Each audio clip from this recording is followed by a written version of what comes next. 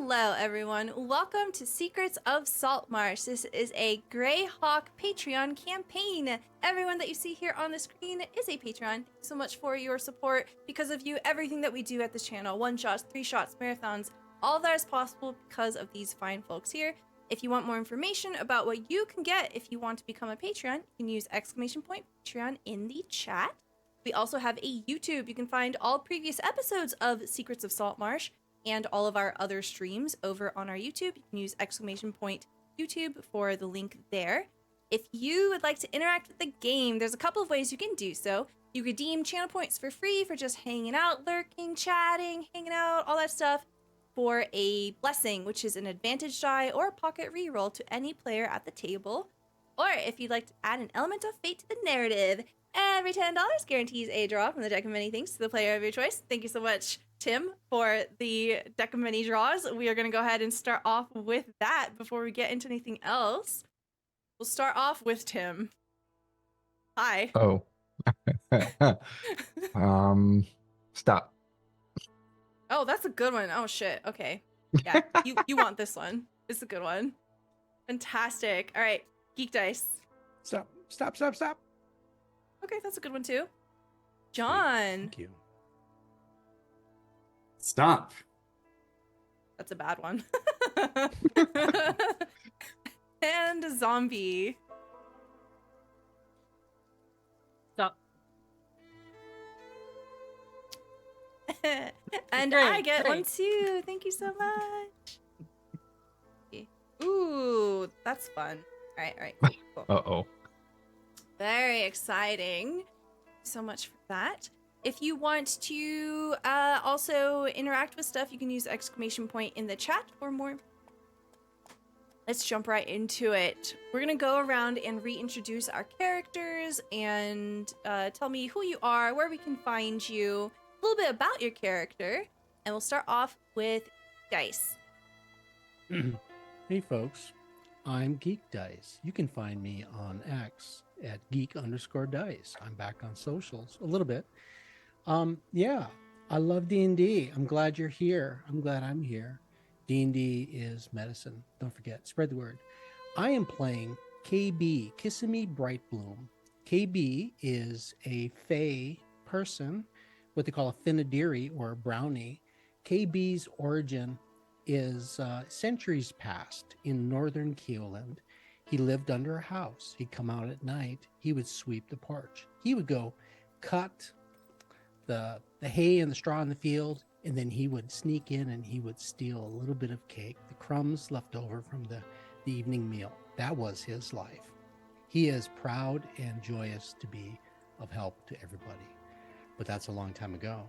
Now, motivated and captivated by the world of adventure, he has found new friends, and he's excited to be a knight, defender of the sea lily, and a companion to these great heroes. Kiss me, Brightbloom. Excellent. Thank you so much. And then we'll pop on over to Tim. Hi, I'm GodfatherWraith _ESG. But you can just call me GodfatherWraith, Tim, or pretty much anything you want except late for dinner. I'm playing Garen. He is a average nondescript human. He used to be a scout in the Keelan Royal Army before he let them promote him, and he realized he didn't like it, and he decided to retire. And he's now an adventurer. And really good at making things dead. Super good at making things dead. Oh my gosh, it's ridiculous how many things you like one shot and just take in 90% of the HP in one hit. It's wild. But thank you so much. We'll pop on over to John. Hi there, I'm John. I'm called Andicarus on the internet, and if you use that word, you'll be able to find me on pretty much every social media there is.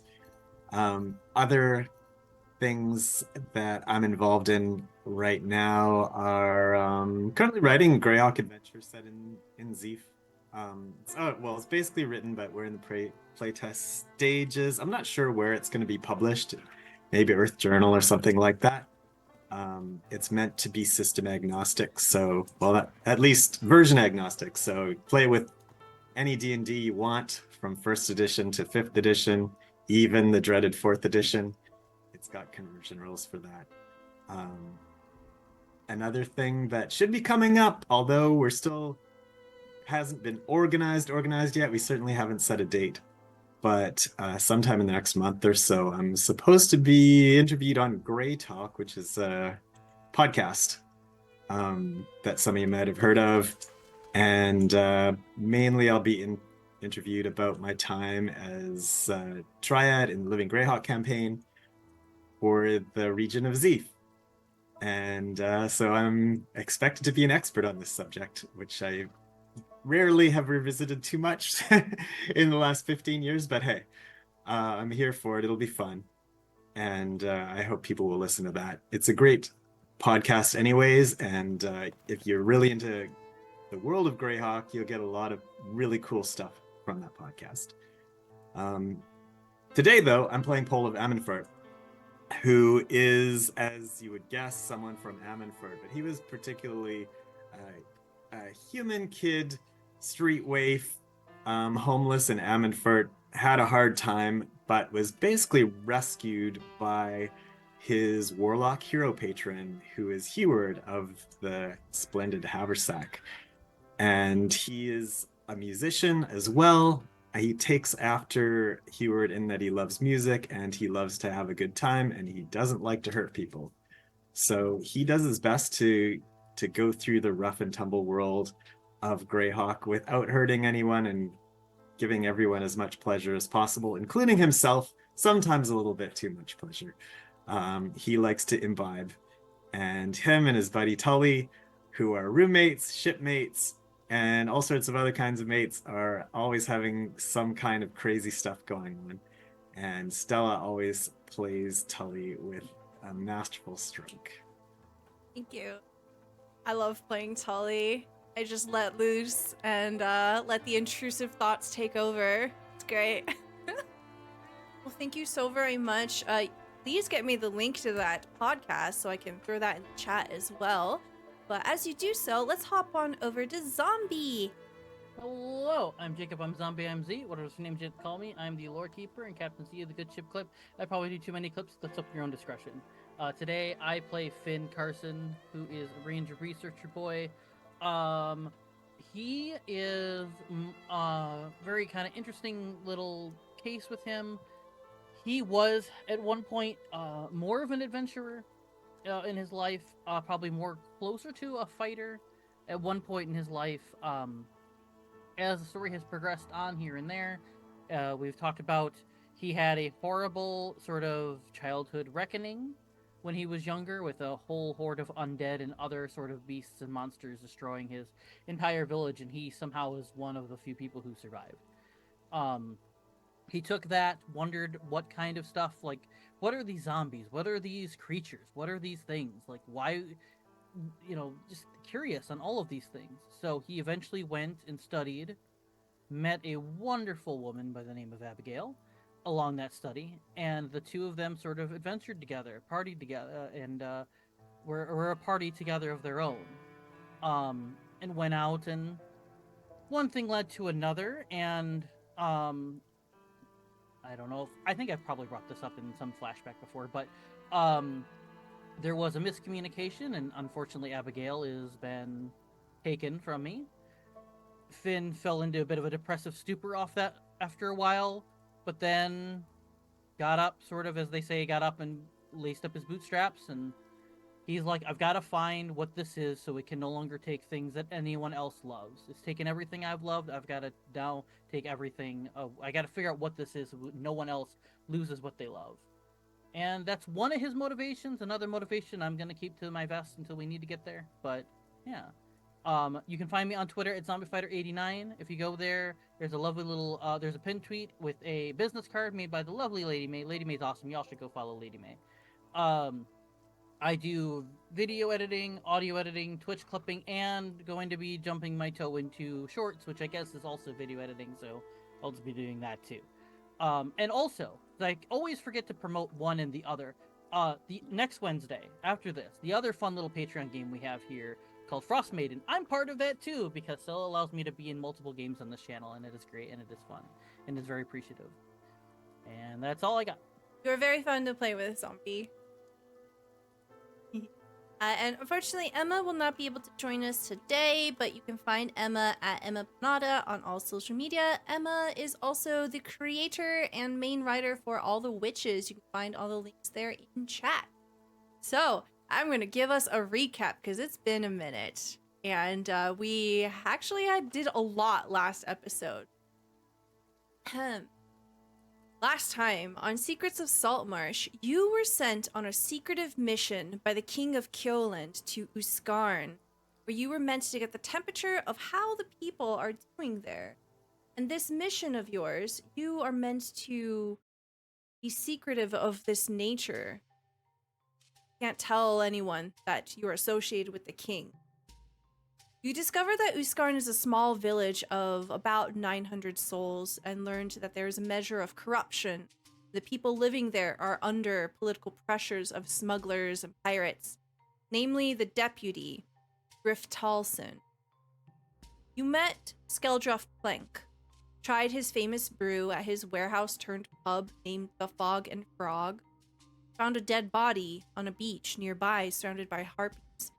You were told that the person that you found, their name was Philpert, and he was living nearby on an island called Firewatch, where there was a peaceful hermitage, and he moved there several months ago. Cole, you managed to find a ghost lantern in the sand of that beach, and discover that there's a fox spirit trapped inside of it. The party spent a large portion of their day helping out the local community. You assisted Vortanim, a burly and bigger-than-life individual at a local soup kitchen. And you have already built yourselves a bit of a reputation, especially among those who are of need and in that community. People seem to have taken a liking to you. There was a wonderful song performed by Pole that everyone sprung into dance with. But now we have made our way towards Firewatch Island. By rowboat, same rowboat that you took to get to Skarn. This island is about 800 feet long, 400 feet wide, a mixture of scrubby woodlands and rocky hills. As you're in this boat, the sun makes the waves sparkle as Firewatch Island comes fully into view. 3 barren hills are its most noticeable landmarks, rising above the narrow rocky beaches and small wiry shrubs on an otherwise sparse landscape. In between those high points, there is a small fortress and a beacon tower to be seen. This building is made of stone and looks to have about 2 floors. A bell tower rises an additional 2 stories above the rest of the building, and a low stone wall surrounds the complex. A short wooden pier extends out into the water, connected by a path to an open archway into the fortress wall. The pier is in good shape, with wood pilings raising it well above the high tide line of the rocky beach. The area around you is deserted. There are no other boats and no people in sight. We will say that we pulled up right to the dock. Take over here to the map.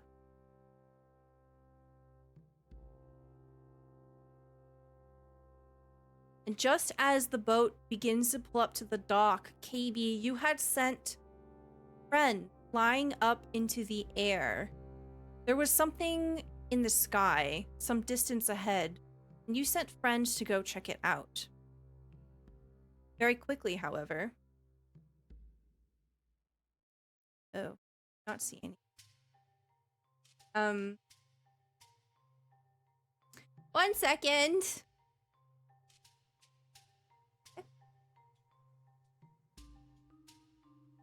Is the map blank for y'all? Yes, it's black. Yeah, I refreshed Roll20 because I thought it was a me issue. Okay.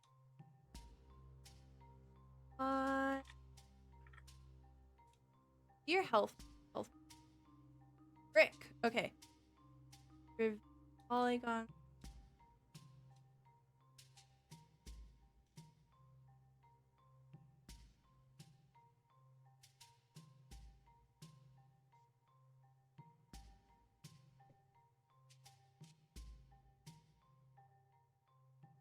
vision on. You're cutting out a bit. Can you see anything when I do this? I Not think the only that. thing we see is the hit point bars on the icons at the Yeah. top. Yeah. We didn't even see the tokens. Okay, you see this fine. Yep, Hmm. we see that. That's fine. Fog, Yep. Probably Fog of War. They changed some things.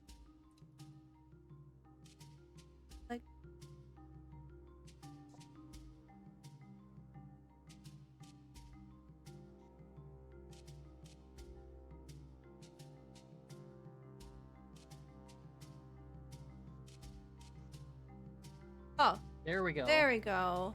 I see things now. I see a harbor. Okay. Good job on breaking it, Stella. Woo, I fixed Yay! it! Okay, great.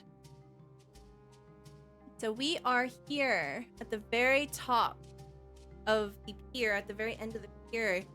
KayBee, you sent Friend flying up in the air. Friend went to go investigate this suspicious shape up in the sky, and very quickly you see that Friend is beginning to turn around, turn back. Whatever it is that Friend found, Friend did not like this whatsoever. That Friend is about here now. I need Okay. everyone to select their tokens and roll for initiative. Already. We are jumping right into combat. Oh yeah, let's go. Woo! Probably the best roll Oh. I'll have all days on initiative. Let's go. Oh wow, that's a nat 20 for Finn. Yep, I got Yeah. 22. Hopefully I got my low roll out of the way.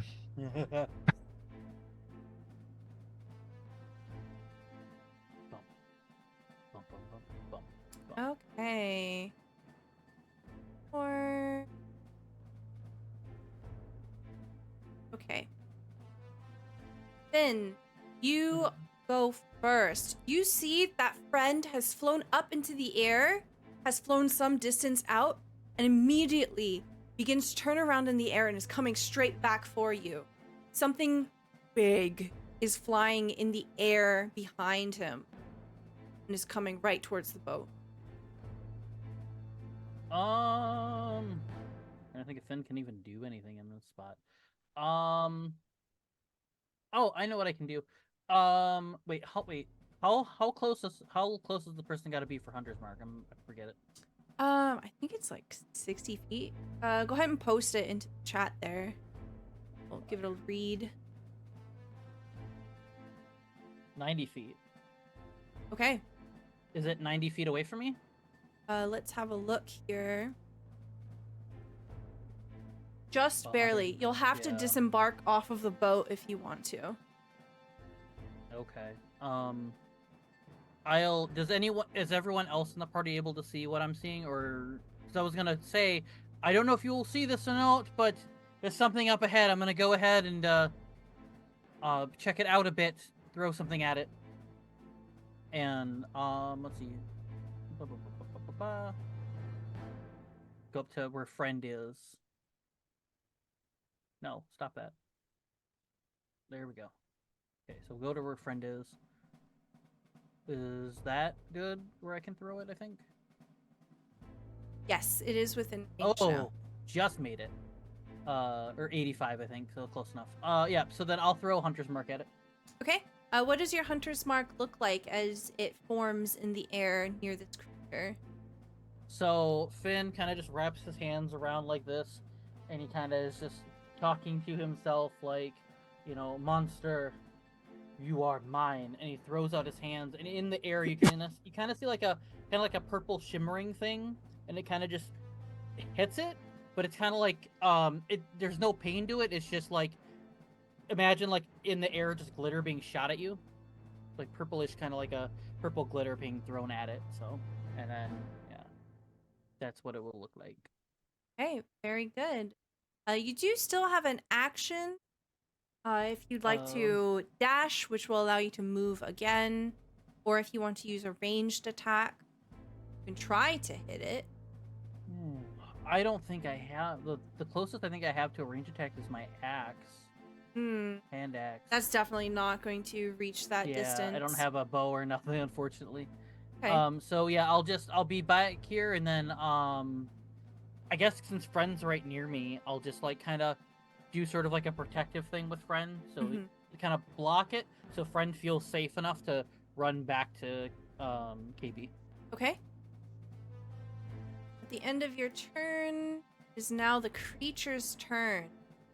Their art. Gerwig.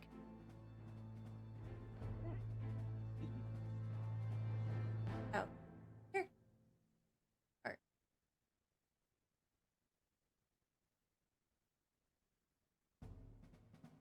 Okay. So you see this large creature. It is mostly bird-like in appearance. It has this enormous wingspan, but very quickly you can tell that it is larger than a horse. It is heavier than a horse, which is terrifying as it's ripping through the air. It has this almost wolf-like face that ends with its maw turning into a hardened beak-like end, and it has these massive claws that could easily grab any one of you by the chest and pick you up. These elegant and writhing horns ripple out of its skull and jagged in every direction, like a crown above it. It has a lot of things it can do here. So at the end of Finn's turn,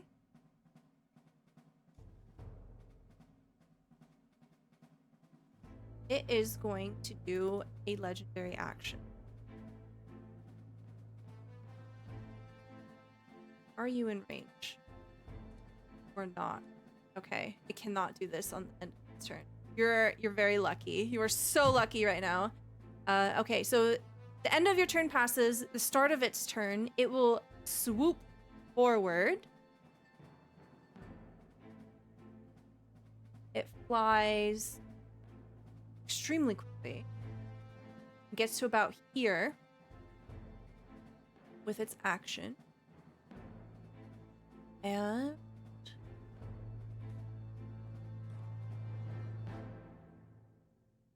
you see, as the dying light of the beach around you casts it in this warm orange, something strange begins to happen.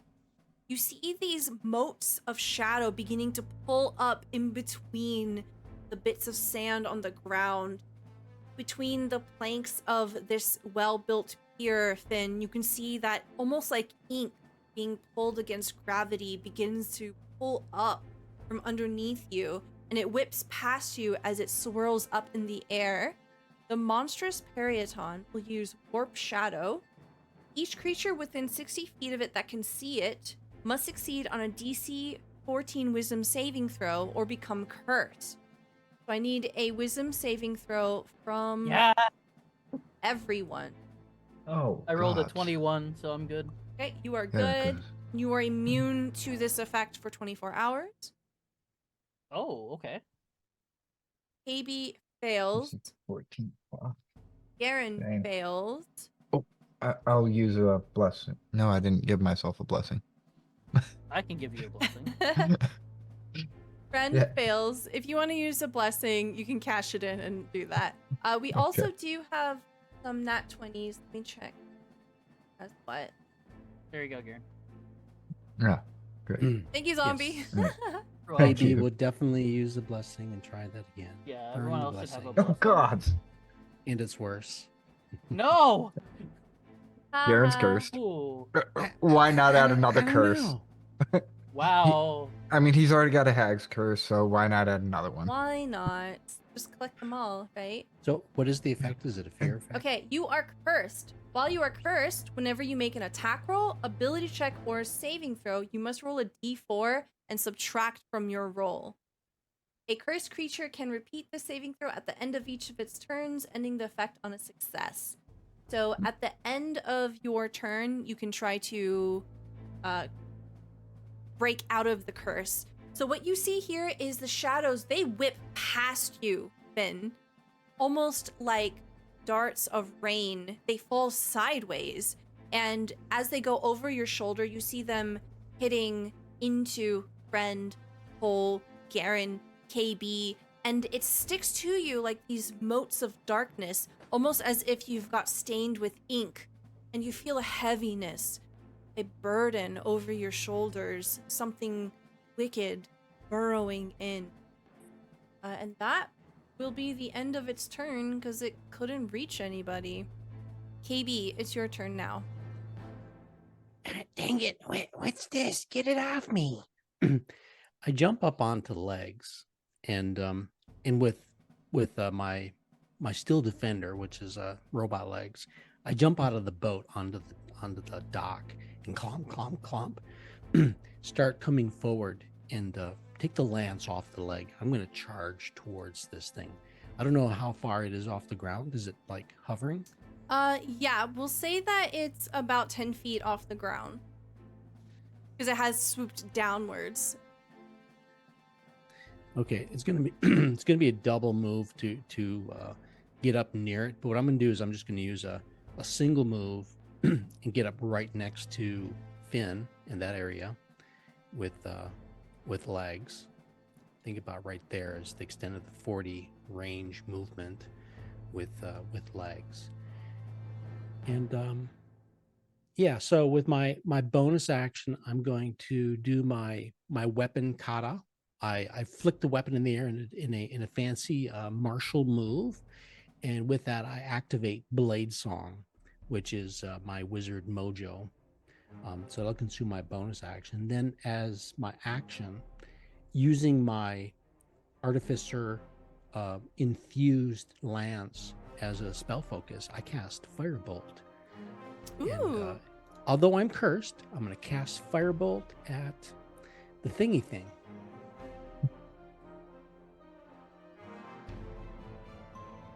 All right. And why is that not clickable on my character sheet? You see that this creature is quite large, so it's probably pretty easy to hit it.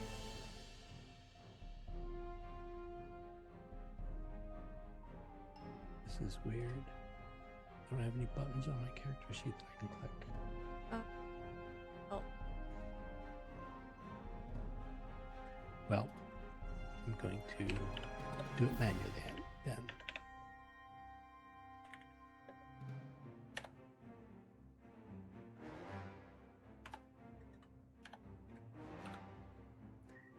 And I'm cursed, so I get I lose die -4. right? Yeah. So I rolled an 11 Okay. with my 11 firebolt. I think is it probably a miss. goes. Yeah, it actually doesn't seem to miss very much. It sails right over the shoulder of the creature. You were very close. The Perioton cries out this wicked, monstrous shrill that shakes the air as it turns its hateful eyes onto you now, KayBee. Yeah, bring it over here, man. Anything else for your turn? No, I've done everything I can do. Okay, at the end of your turn, you can roll a DC 14 Wisdom saving throw for the curse. A Minus 2. die 4, it's negative. So Yes, you're correct. Okay. You roll a 2, which is basically a 0. And then it will use its legendary action of a dive attack. It moves up to a speed towards a target of its choosing, then it makes a gore attack and deals 9 extra damage on a hit.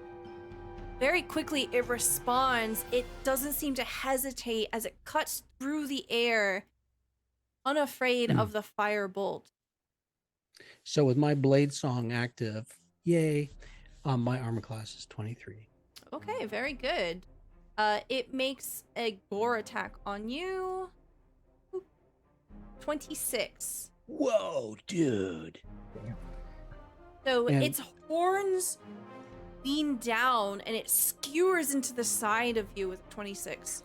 And it doesn't, because I use my reaction and I cast a shield spell. Suddenly there's a bubble around me. And when it hits me, it goes boing. Yeah, you see this massive body just smash into your shield and recoil. You can tell from the force of how it hit, it was going to be pretty devastating. Like, if you had to put it into numbers, like 25 points of damage, devastating. But you do not get hit here, and that uses 2 of its actions. Two actions of its legendary thing. All right, Garen, it is now your turn. You are on the boat still. All right.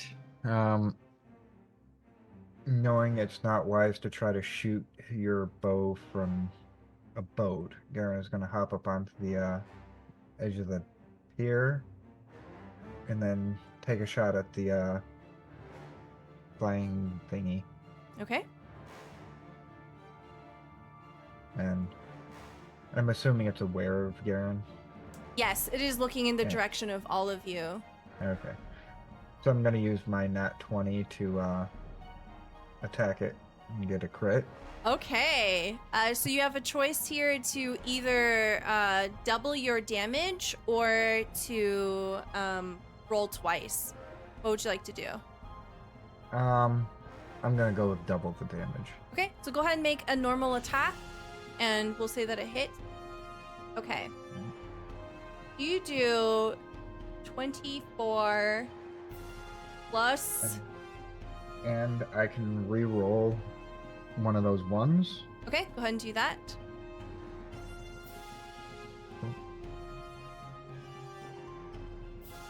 So that's another 4 points of damage for 28. And then because it's a crit, I get one more because of Piercer. So that's 16. another 3. So 31 points of damage. Okay. You see as Garen hunkers up onto the pier, pulls back and shoots that arrow. It cuts right into the chest of the creature.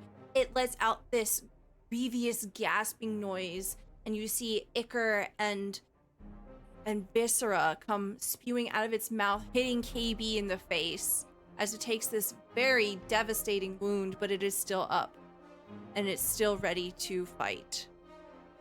Now trying to shake off this curse. Okay. Yeah. I'm not gonna bother rolling before. Yeah, that's an 8. That's a fail. As you try to like shake off the strange substance that's on you, it clings. It's burning as it digs deep. Cole, it is now your turn. All right, so if you'll allow it, I wouldn't mind doing a little bit of a retcon, because on the boat ride here, Cole would like to do his inspiration. Yeah, absolutely. So can you takes about describe to 10 me what this minutes. is? Yeah, he's just telling everyone, we've been doing great so far, and we're just gonna go over here and do it all over again, right? Everything's gonna turn out. No one's gonna get hurt, and we're all gonna get to the bottom of this thing, and we're gonna figure it out, and the king's gonna be super happy. That is And 1,000,000% something Cole would do before, getting to shore. So what are the benefits of this? Everyone gets hit points equal to my level plus my charisma modifier, temporary hit points. So that is, what is my point? 14 hit points. Okay, so Wow. please make that a note for everyone. You have 14 temporary hit points. Okay, so that happened on the way here. What do you want Yeah. to do now? Well, this thing, I don't think this thing's natural. I don't think this thing comes from here. And you know what you do with things that don't come from here and they don't belong here? You banish them. So I'm gonna try and banish, again, this thing. Whatever it is. He doesn't know what its name is. He's gonna call out, "Go back from whence you came! You don't belong here!" And cast banishment. Hey, can you describe what it looks like when this fails? When it fails, Oh, you can banish it to a harmless semiplane. Okay. yeah, so- if it's yeah. it just won't be permanent. Yes. It'll okay. just be gone for a while, but it still Charisma gets saving. its save. Yeah. It rolled a 4. Ooh, that looks like a fail. Yes. So let's see. You banish it to a harmless demi-plane. While it's there, it's incapacitated. It remains there until the spell ends. So the spell ends in 1 minute. All right, everybody. All of a Get sudden, prepped. It's gonna be back. there's a wicked noise of air popping as it just disappears, vanishing in the thin air before you. What do you do? Nice. Oh, you did your trick again. That's wonderful. Wait, how long does this Yeah. last again, Paul? Only a minute, so get ready. Get all Okay. your best buffs out, right? All right. And then he's gonna walk off the boat Hmm? just to get onto the dock. So anything that people can reasonably do within 60 seconds, you can go ahead and do that now. The creature will reappear right back in this spot. So, question: I see this pier. It extends out over the water. Where it's over the land, how far, how high off the ground is it? Is there enough space to where a small person could duck underneath it, or can we take cover under the pier, or is it closer to the ground? The tide is not very high right now, so you can go underneath it. Okay, that's an idea. So, So I think Paul doesn't really want to be on this wooden dock when this great big flying thing comes back. Oh yeah, He's gonna Yeah. move as far as he can, which is how far? I can't even remember. 30. Is each of these squares 5 feet? Yes, but you can freely move around wherever you want because you can just say that you sprint. Right. I'll just show the creature because you would have been able to spatially be aware of where it was. So you can reposition yourselves however you like. He's what gonna do we go see in over the here. distance? It's daylight. Over where Pole is, what does the terrain look like over there? Or is that Yeah. structure over there? So when you look south, you see a fortress wall, which is why you can only see through the pathway. Show that on the stream real quick. So the reason why it kind of goes into the darkness there is that is the path that leads in through an open archway. You can't see beyond the walls of the fortress. It is about 2 stories tall, and then it has a bell tower that goes a further 2 stories up. So taking a moment to look at it, at the tower, the structure. Do we see people? Do we see active banners? Do we see smoke coming from chimneys? That kind of stuff that indicate that it's occupied. No, nothing. There's no signs of any people on the beach or towards the fortress. And is the entrance open? Yes. You could walk through it if you wanted. What do you guys think? Should we take to the fortress? Before it comes back? Maybe. You have about 30 seconds in game time before it returns. We probably won't have enough time to run to that. I say maybe explore it after the thing comes back and we take care of it. Well, 30 seconds is what? It's 5 rounds. So 5 rounds of double movement. We'd definitely get in there. Yeah. The only thing is, what if there's something else in there and then we have to fight 2 things? Exactly, Paul. I agree. Well, I say we handle this first. if we're gonna end up fighting 2 things, may as well fight this first. Well, I mean, we should spread out so it can't hit us with this big gloopy thing again. I kind of need to be close to do anything, so I'm screwed in that aspect. Actually, that's a good point. Let me get another round of wisdom save. Yeah, I was muted, but trying to ask that. Oh, that's actually a great question. If it so- is temporarily away, is it automatic? No, it will still affect you, but you technically get 10 attempts here, if we want to follow it mechanically. So yeah, everyone has saved. So you get the sense that the effect was still persisting, even without the presence of the creature, but you're able to basically shake it off. Eventually, you shake it hard enough that the ink seems to dissipate, and when it hits the ground, it just fizzles away completely. Right. And real quick, is there any terrain that a normal-sized human would be able to take cover behind to No, ambush it? the terrain here is very sparse. All right. Then as Garen comes up this way, he will start to turn invisible. Okay. Man, I'm ready. Are you ready, man?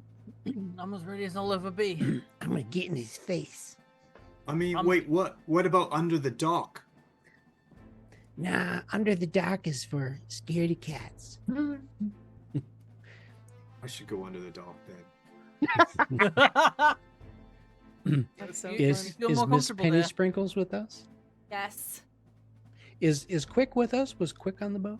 No. I don't remember. I think we did quick with us. I feel That like we makes did. sense. so. Quick is here. Because I thought I GeekDice remember is in charge hearing. of it. Yeah. Oh, Yep, absolutely. yep, I'm yep. ready with Quick's token or Yep. sheet. Because I want to say that the boss said that she was going to swim alongside. Yes.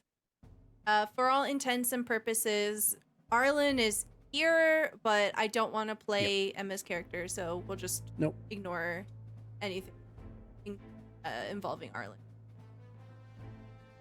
Okay. Last minute things. Anything else? It's about to pop back. Cole, you can feel it. You can feel this energy in the air. It's coming back. All right. Let's flank it. Get There's- ready, it's coming.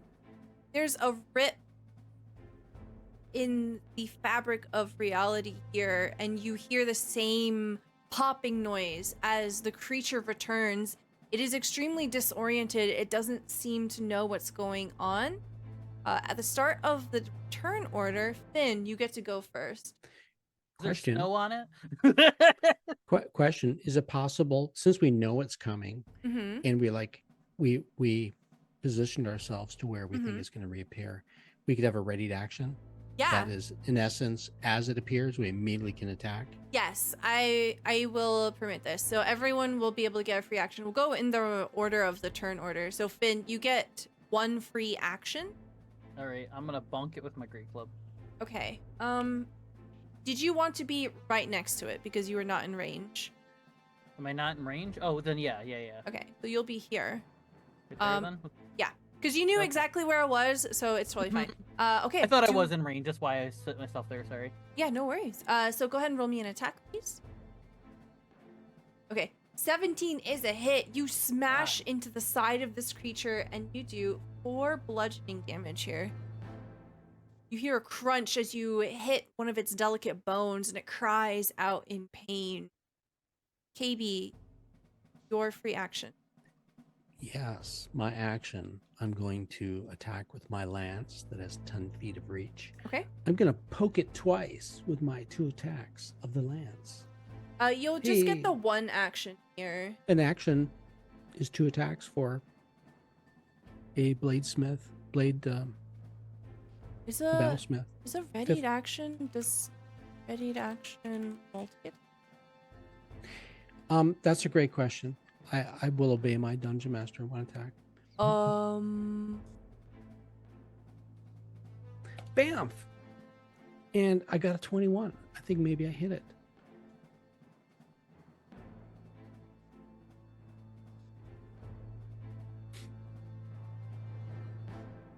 Multi-attacks are intended on the attacker's turn. So unfortunately, it'll just be the one, but that's a monstrous hit. That's You smash right into it. Yeah. You I destroy think that part of makes its wing. sense. What you said is the readied action is in essence 1 attack Mhm. because you're using your reaction. Mhm. Yes. that makes Yes. sense. You do 20 points of damage. It cries out. You see part of its wing is absolutely devastated by this blow. Great job. Garen, it is your turn. All right. Or not your turn, sorry. You get one free action. Oh, 1 free action. Yeah, Garen's going to fire. Okay. This will be at advantage because you're invisible and yes. And also because it's unaware, if it hits, it crits. Okay. Okay. You can't reroll anything. No ones there. So that's going to Yeah. be 22 plus 17. 39 damage. Jesus. And 1 more die 6. Mhm. Because of Piercer. So another 6. Okay. Yeah, you, as you've repositioned here on the beach, you let another arrow loose and it smashes into the back of this creature. It wobbles in the air here, looking like it's going to fall. Hole, you get a free action.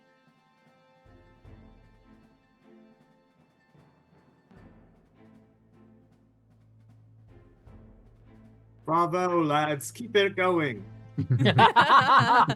Okay. I knew I love it. it. Perfect. He'll cast Blade Ward on himself just in case, but that's it.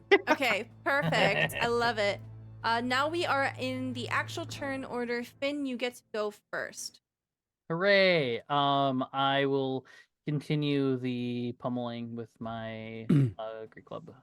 For I'm sorry, for friend on friend's turn, could he have fluttered into thing's face to give the next attacker a advantage?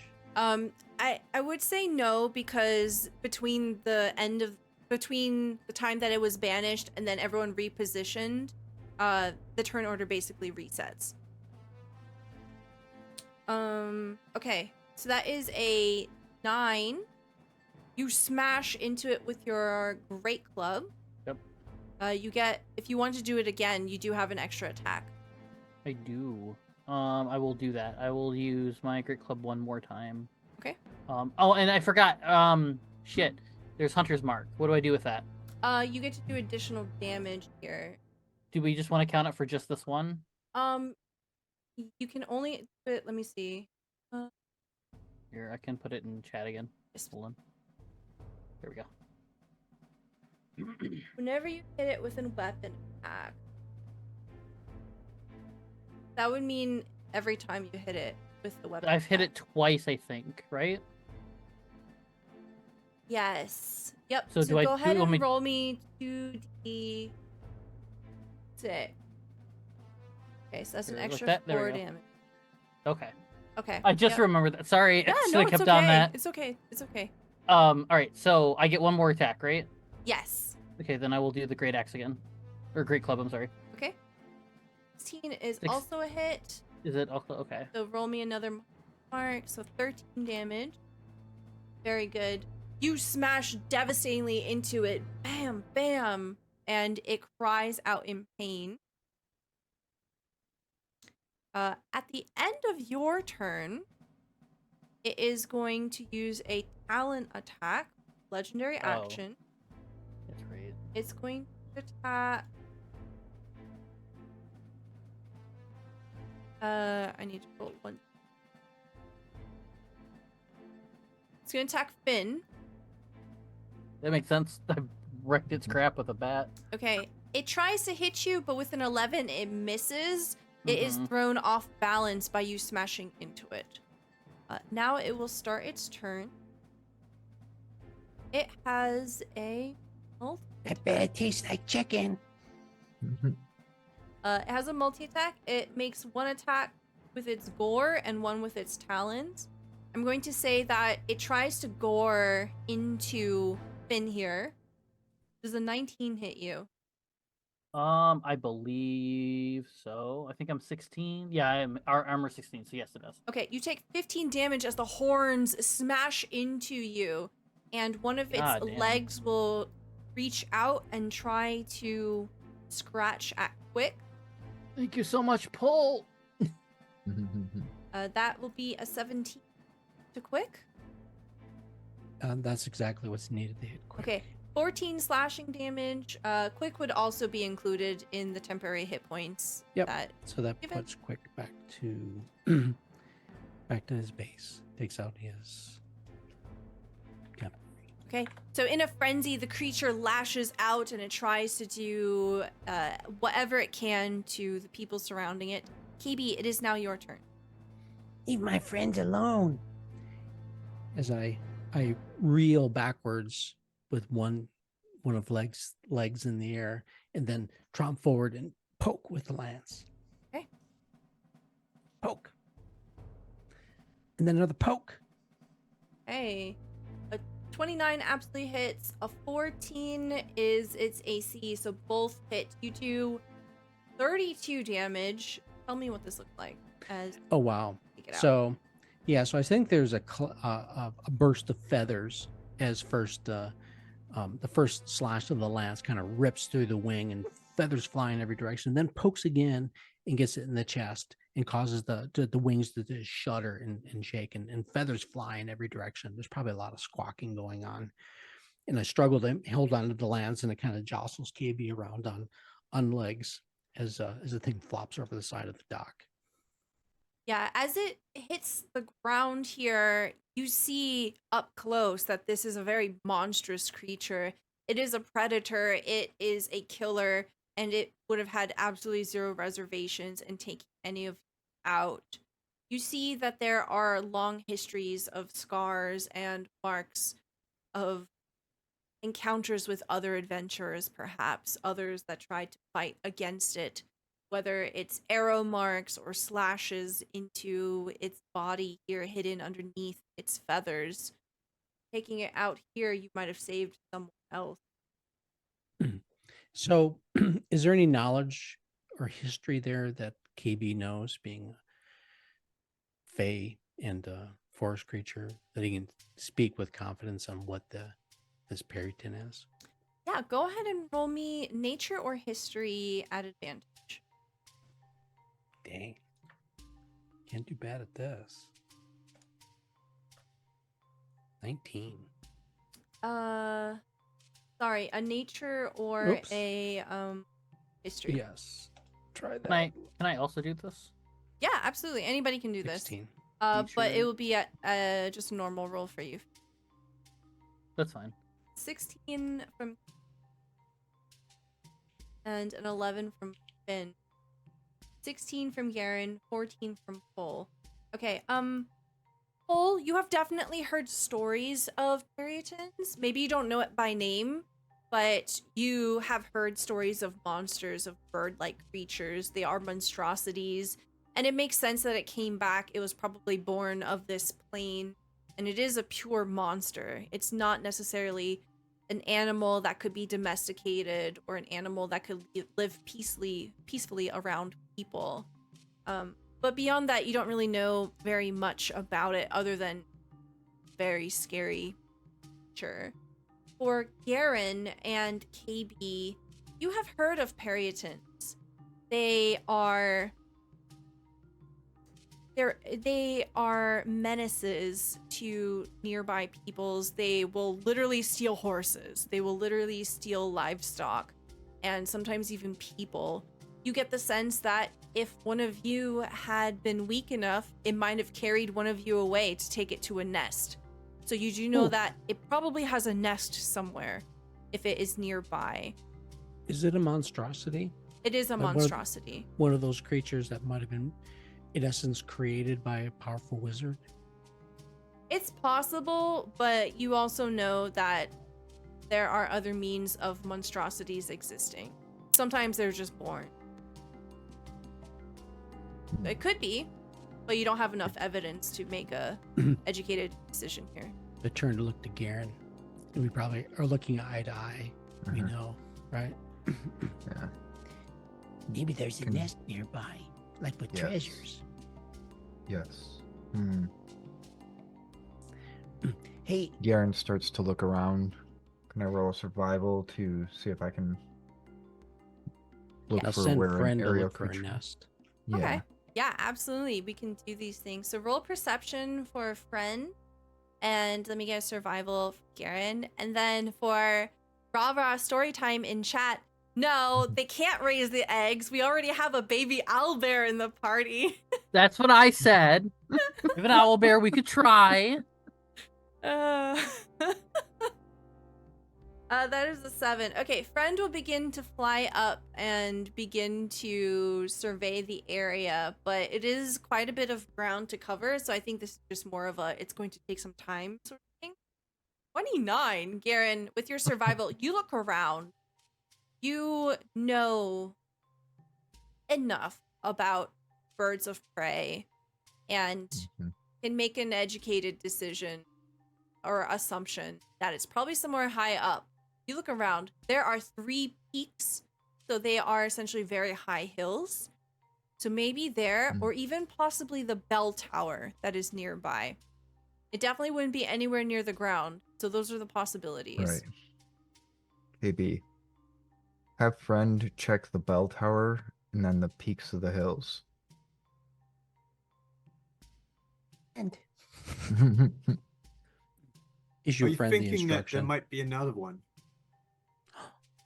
oh no, Another one, or I mean, a nest if there's a where mated pair and they have a nest of eggs, there possible, might be another one.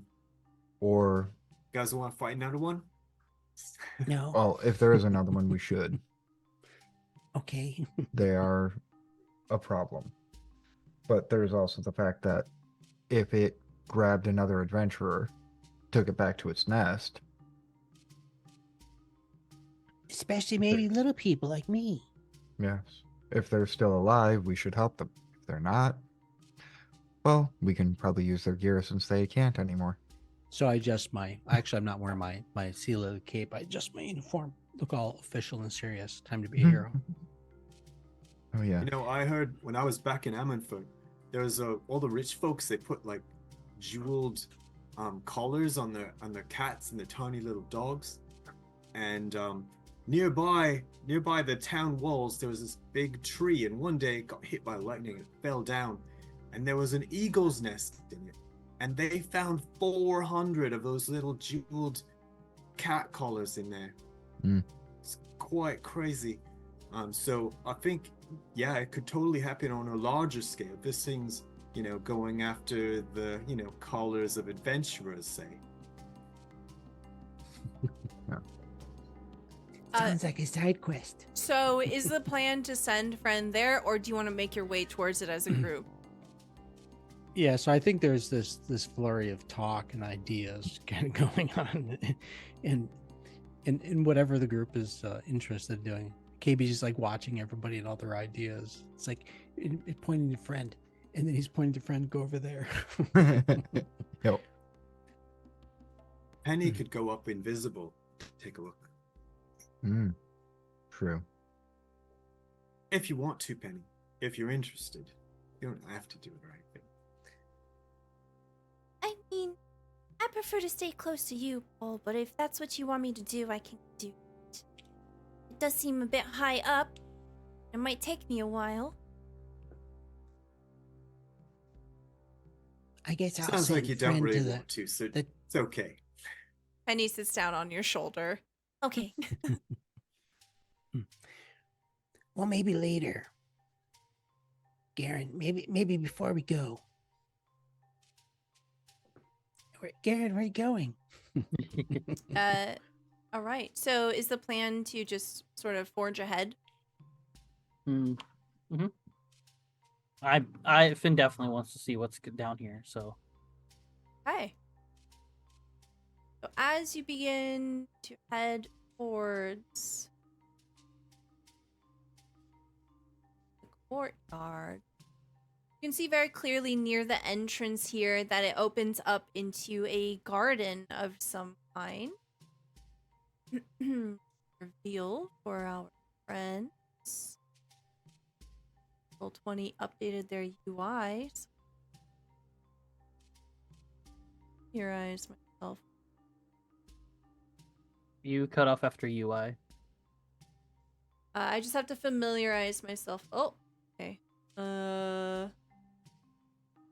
That. Ooh, fancy. Oh, it's like a vegetable garden. It Isn't it? does. It does look like Is that peas? I don't know.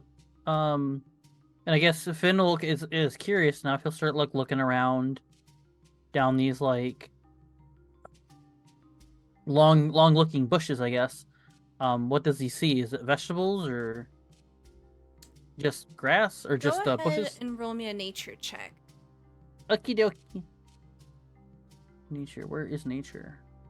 Oh, I got advantage on that. Ha! 18. Okay. You see here that an archway in the forest's outer wall provides access to a large courtyard, now filled with vegetable gardens and a small orchard of stunted apple trees. There are some stairs off to the side. and you see that there's a bell tower to the southwest. As far as the garden goes, you see that there are some hardier stock here currently currently growing, doing the garden thing. So you see that there are some carrots, some cabbages, some apples in the apple tree, essentially just a bunch of greens and herbs. Clearly not neglected. Is the garden being tended? Does it look like it's been tended? It looks that it has been tended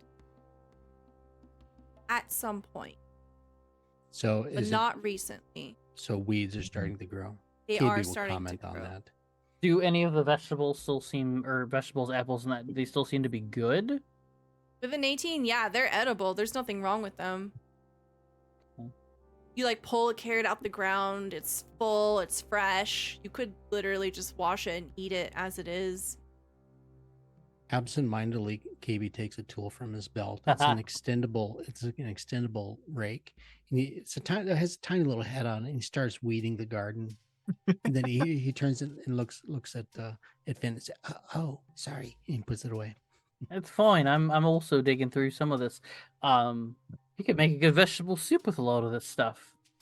Garen is keeping an eye out for any unusual activity or any activity at all. With his passive perception of 22, what does he notice, if Okay. anything? Yeah, when you're kind of just looking around, especially because of your strategic mind, you clock stairs to the east and west that lead up onto the walkways that overlook the yard. See the base of the bell tower, which is obscured by these very thick growths of vines that shroud the west stairs as well. There's a set of double doors that lead to the front of the Hermitage on the far side of the garden, and it appears to be the only way inside. On the eastern side of the courtyard, to reveal, Garen just sees everything all the time. Right. Right.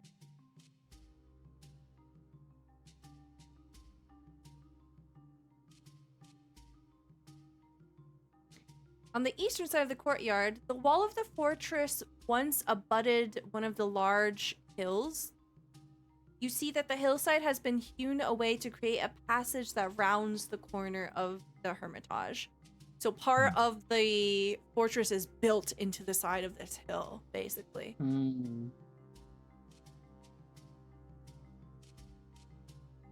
Okay. There's a couple of different ways you could go. There's only one entrance into the building. Do we want to go in the building?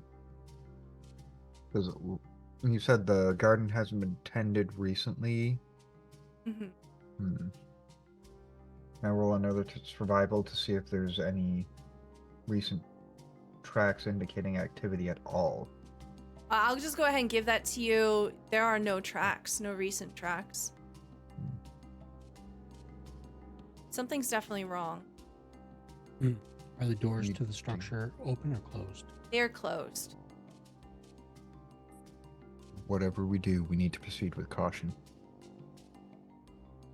Can you ping where the bell tower is? Yeah, it's over here. It's this rounded edge here. Gotcha. KayBee, as you're kind of like prowling through the garden here, you see that there is a pile of gardening tools over by the stairs. Okay. I'll motion to friend to go check out the top of the bell tower. Okay. One sec.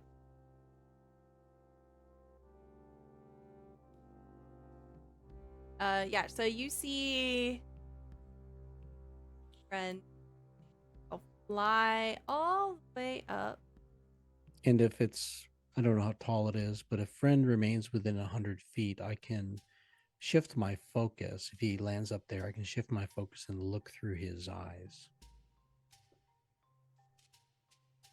As you do this, what do everyone else see of you if they were to look at you? They see my eyes kind of frost over temporarily as I lose vision of my own surroundings, and I'm looking through the owl's eyes. Okay.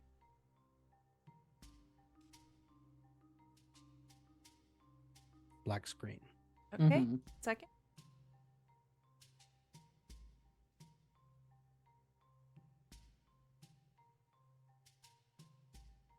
Okay.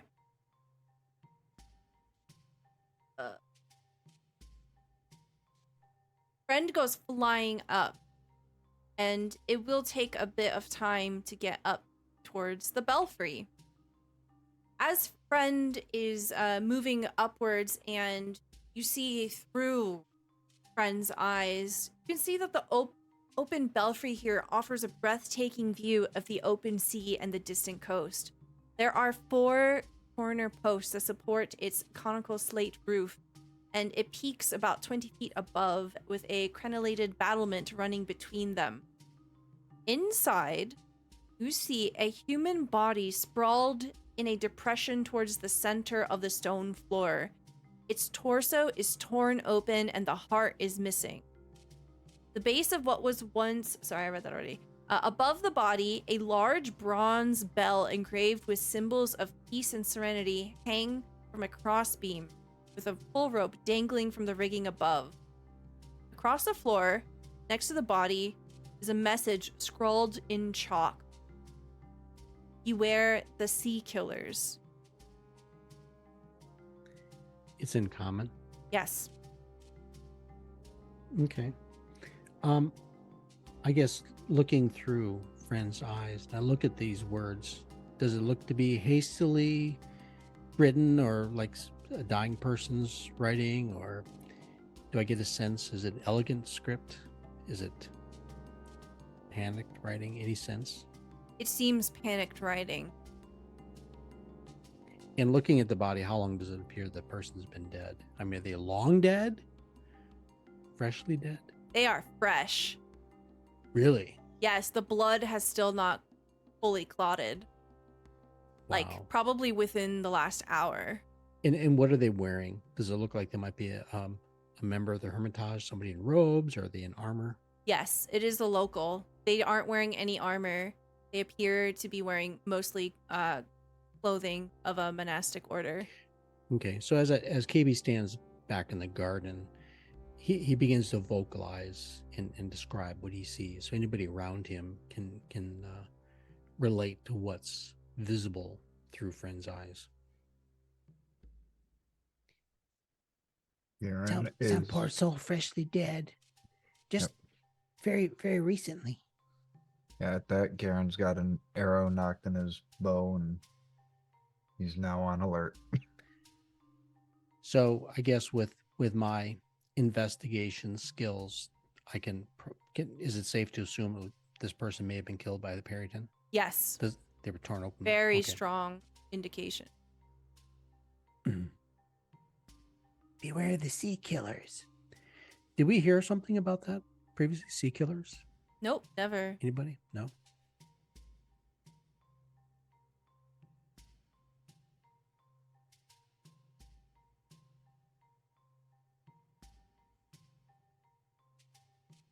Okay, I bring Friend back. Return to Okay. my own site. Right? Now, I'm presuming it's SEA killers, but Yes. maybe it's not. So have that clarified. Yes, it is SEA. Sea killers. Especially because it's written out, literally. Okay, as you snap back, presumably Friend will eventually begin to make their way back towards you. So the group of you are now here gathered. Actually, 1 second. Well, as Friend sort of comes back, Ben's been kind of looking up at the tree, and he's gonna go up to everybody because he picked out a bunch, put them in his backpack. He's gonna hand everyone like an apple or two. You know, something different than the rations. You know, I figured this would be nice, and it doesn't look to be bad. I don't know if KayBee you can do anything to make sure these aren't poisoned or whatever, but it just seems like this has been abandoned. It doesn't seem there's anything wrong with the actual food. Can I get a dexterity saving throw from Friend? Yes.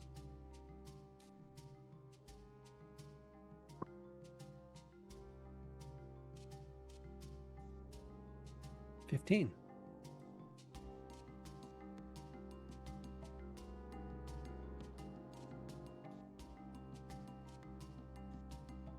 Okay. So as friend, I'm so sorry to do this to you. As friend comes swooping down from the belfry, you see friend passing over this knotted gnarl of vegetation, and all of the sudden, out of nowhere, a vine whips up and it smacks friend right out of the air, and you see friend explode into a flurry of feathers and disappears. My little It buddy. took 13 damage. Whoa. It takes just a scratch. And Um, Throw away the apples. Never mind. Oh, I boy. got a bite out of an apple. And I let the bite fall out of my mouth. Very clearly, KayBee, as you look over, you can tell that there are potted plants over here. And because you saw one move, you're able to identify, oh shit, there's 4 of these plants right over this way.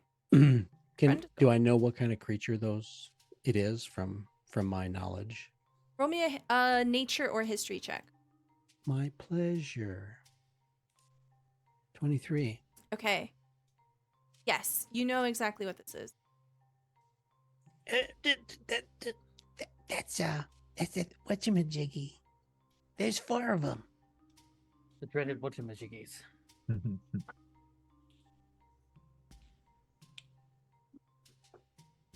These are something called an assassin vine. Don't go over there. Aptly named. Right? You get the sense because they're potted that they have a purpose. I think they're defensive. They're protecting something. We'll have to use torches. I assume that fire would mean something to a potted creature. We'll check With that out maybe with later. 23, you would actually know that these are resistant to cold and fire. They're not resistant to axes, though.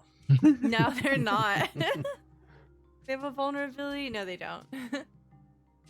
You would know that these are,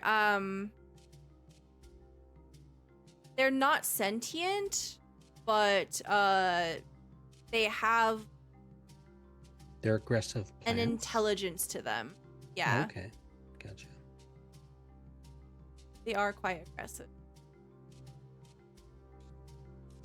So they're as smart as like a dog or something? Maybe not so Or smart. Smarter. No. No.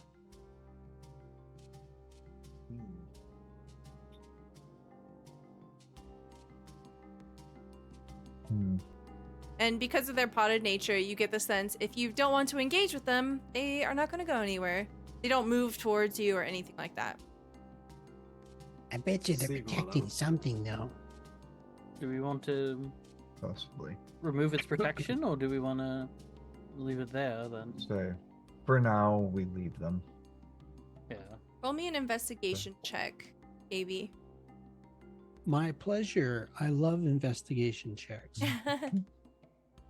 Okay, 20. a dirty 20. You, as you're beginning to walk away, you pause and you look at the tools, the guarding tools that are near the vines and near the stairs.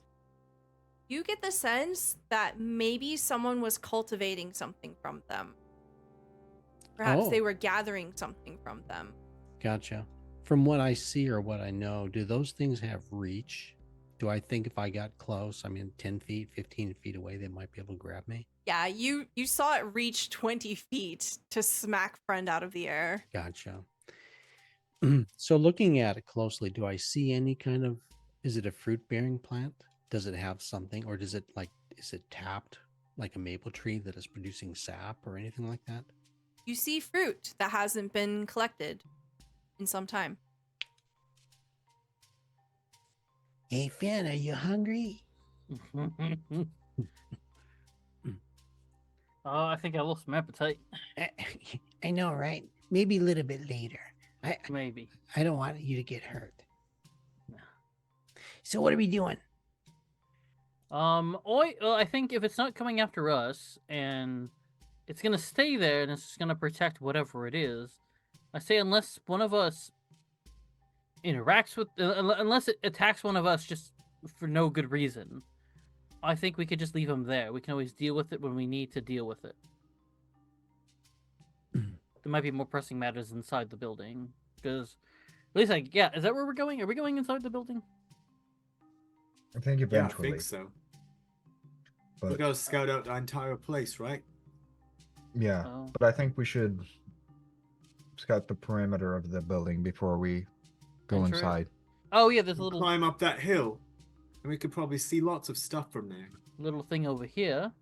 Yeah, Finn, as you get around the corner here, you can see that you can easily walk into what appears to be like a back area here.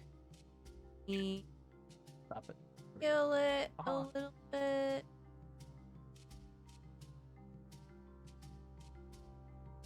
Oh, I revealed a little fancy. too much, but it's okay. Oh, look at. I think Finn immediately would be enamored by the little gazebo-looking thing over here. Whoa, they got a swimming pool. Yes. Let me pull up the description real quick. You see that a low, unfinished stone wall encloses a broad, sandy yard abutting an open vista of beach and sea. A small tower accessible by an external stair rises. So I actually accidentally revealed this. This is a small tower, but it has an open door. It's a small tower with an external stair that rises against the eastern wall. There are several scrubby bushes that stand next to the north of a large oval pool in the center of the yard. Nice. I think Finn is curious enough about the tower. I think he's gonna climb up and go inside of the tower. Okay. You begin to climb inside. What is everyone else doing? Garen is going to continue around the edge here. See Okay. if there's any more to be seen. Okay. So we'll pause there. Paul's What? gonna look in the pool. Okay. So Quick has his bow out and he's keeping watch. He's looking to the building, checking windows, etc. KayBee's gonna walk the ground slowly and just look for anything of interest, Okay. doing a low-key investigation. There are so many interesting things here. We'll start one at a time. You realize, Finn, very quickly, that this is a distillery. The Ooh. heady scent of fermentation fills this dark, windowless hole. The walls are rough with masonry, and the floor is hard-packed earth. Ooh. Yeah. Okay. So he looks over at this long, like, is it like a panel or is it like a table or what is it? It's a table. Just a table? Okay. And he'll look over. Are they marked at all? Like, can he open them up and smell them to tell what kind of drink it is? Or is it just plain old?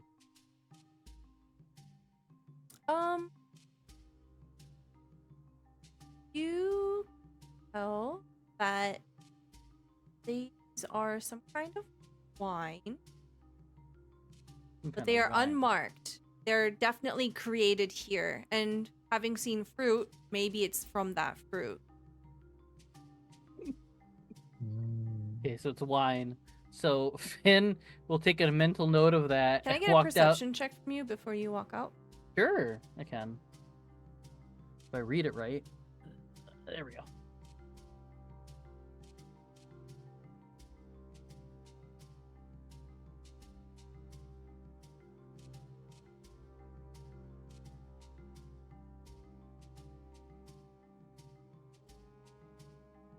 Okay, that's 12. Sorry. Oops, no, I you're have fine. to 12. Look up. Oh, okay. No worries. So he'll just keep kind of looking at it, smelling at it, kind of like maybe trying to decide what, because he's not gonna try and take a drink of it, but he's gonna kind of look at it, maybe decipher a flavor, maybe. No, this kind of. Well, this one might be made from some of the grapes back there. Who knows? Raspberry, maybe. I don't know quite. I wouldn't think they put one of the apples in here, would you? No, it doesn't smell too appley. As you're kind of like lingering in there for a moment, you realize that there's a trapdoor above you, but there's no ladder, so you can't access it. But there's a second floor to the distillery here.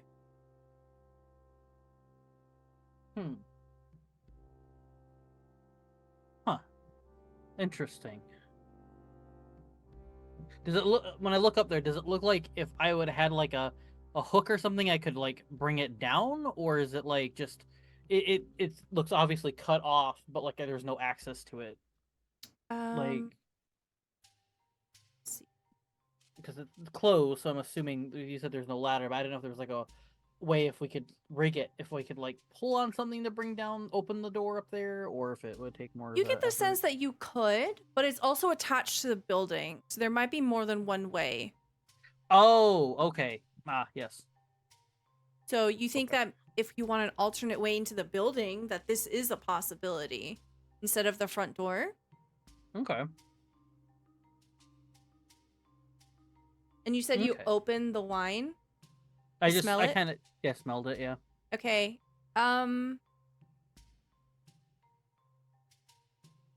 Give me a nature check.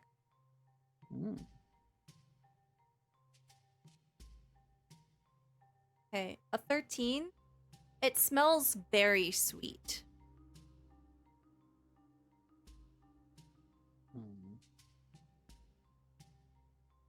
Okay. Then he'll probably take all of the stuff from that, and he'll sort of take one last note, kind of exactly where the thing is, and then walk down the stairs, and then he'll walk over to KayBee. So and he's the like, casks they're kind of like mini casks. So they're probably about like 10 pounds each. There's 4 of them. So you'd probably be able to hold like one under each arm if you wanted to take them right now. But they are a bit on the heavier side. Yeah, for shits and giggles, why not? Okay, so I'll take one of them. I won't take both. I'll just take one. Okay. And I'll walk down the stairs with one, and I'll go right next to KayBee, and I'll say, KayBee, I think I found more magic wine. What's this? He sets it down. It smells like berries. Also, in that tower up there seems to be a spot where there's a trap door that's up there. So we might have an alternate route. There wasn't any stairs though. And I can't really tell if there's a way to like take a giant stick, poke up on it and break it, or, you know, command it to come down or whatever, but if we want to sneak in other than the front door, that might be a way to do it. Okay. But yeah, there's wine. I don't know if there's anything you want to do with it, but there's 3 more of these in there too. Looks like No some one's kind of told you what distillery. to do with wine yet, Finn. What do we do with wine? I mean, honestly, Not Finn. right now. Can I get a perception check from Garen, KayBee, and Cole?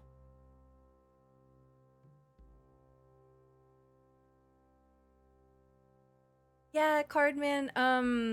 Emma will be back soon. They're just unfortunately busy and couldn't join us today, but they will be back. Okay. That is a 21 from Garen, a 10 from KayBee, and a 19 from Cole. I'll say KayBee, you're busy talking to Finn to really notice anything at the moment. Garen and Cole, you are exploring the backyard essentially of this hermitage, and as you're kind of like looking towards the water, looking back here, you both realize that there's something in the bush here. Cole, you can make out 2 distinct humanoid figures, but they're shadowed and they are concealed heavily behind this thick bush. Garen is going to try to act like he didn't notice them. Okay. Roll me a deception check. Is not good at that. Yeah, that's fine. 21. Pretty convincing. Perhaps even Yeah. Pole thinks you didn't see it. And then he's gonna continue around the corner here. And kind of duck behind there to try to keep out of their vision, and then motion to pull. Trying to get his attention and tell him to get the others.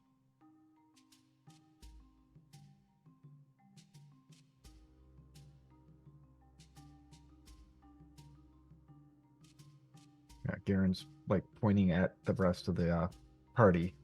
Yeah. So Pole, you can see that there are two distinct figures hiding in the bush here, and Garen has ducked around a corner and is gesturing for you to go get the other people in the party.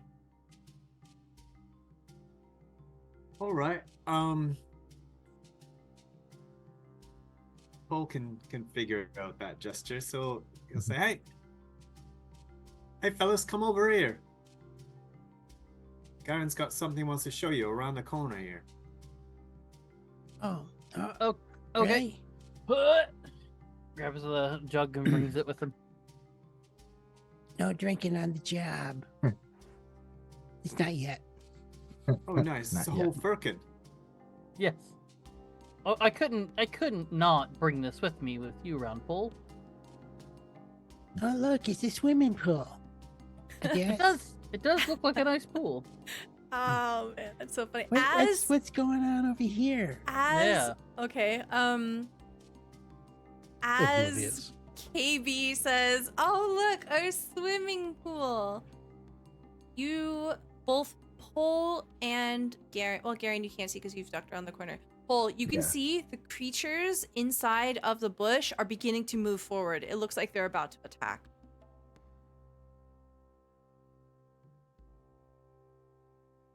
Is there anything that you want to do, Pole? I'm gonna look right at them and say, Okay. "We saw you were there. You don't have to be nasty. Just come on out. We can talk." We can make it a pool party.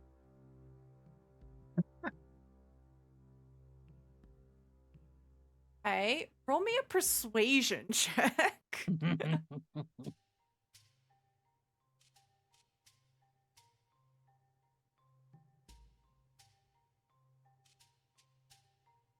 Excellent. 12.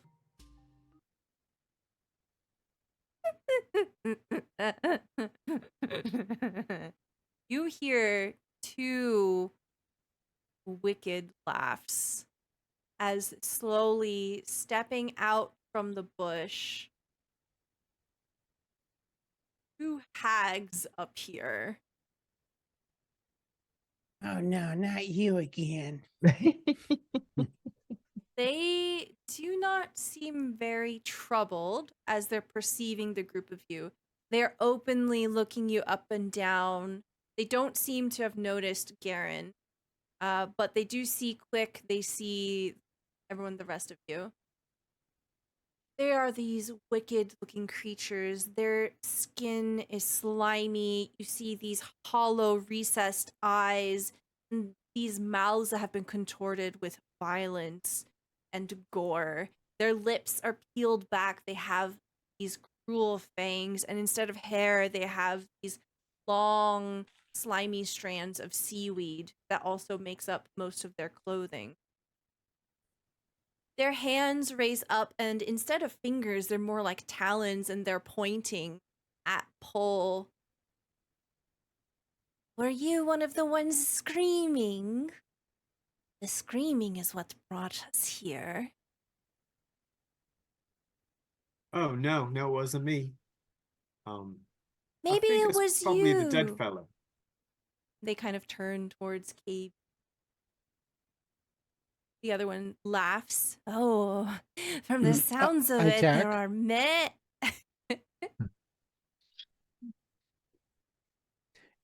Do we have any indicators? Are these some of the same ones we fought before? No. There are a lot of creatures in the world. They don't look familiar to you whatsoever. You have fought hags before, but Didn't we fight hags down on the beach when we first arrived here in this area? No, you fought harpies. Harpies, I'm sorry. Oh, it's okay. Mhm. These might be the sea killers. I think we should watch out. If you attack, go ahead and select your token and roll initiative here. They don't Damn, like us being near Skippy. the swimming pool, I guess. I don't know if we should attack him. But... You're our 9 violence. I'm a hero. You would all very clearly remember, because it didn't happen as far away as it happened in real lifetime. You did get like weird curses and stuff from Oh, like yeah. hags out in the middle of the ocean during a blood moon. So I think it's pretty reasonable that if you wanted to We know. attack them. Yeah, we know what hags are. I kind of remember that now. Okay, yeah. Well, They may admittedly, just be ladies from the sea. yeah, you know, and this is now maybe the moment you realize that KayBee is extremely book smart, but he's not the wisest guy in the club. That's so fun. Hey. All right.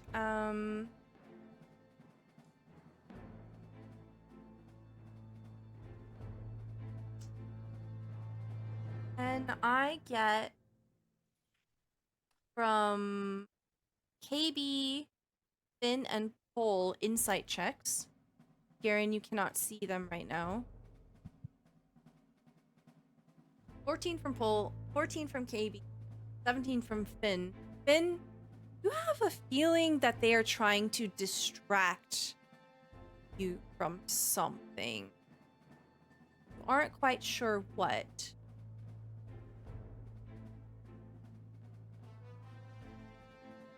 Okay. Finn, it is your turn.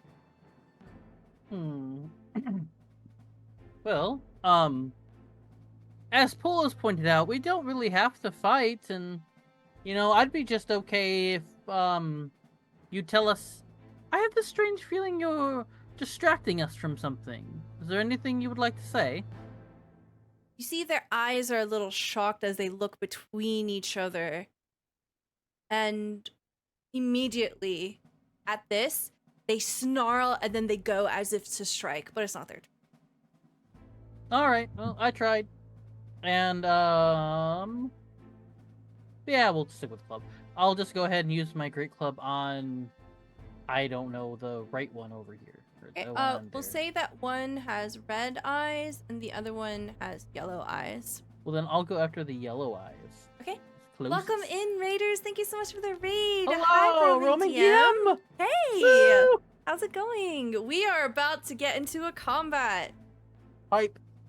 And maybe or maybe not, I'll hit this hag. Maybe, probably.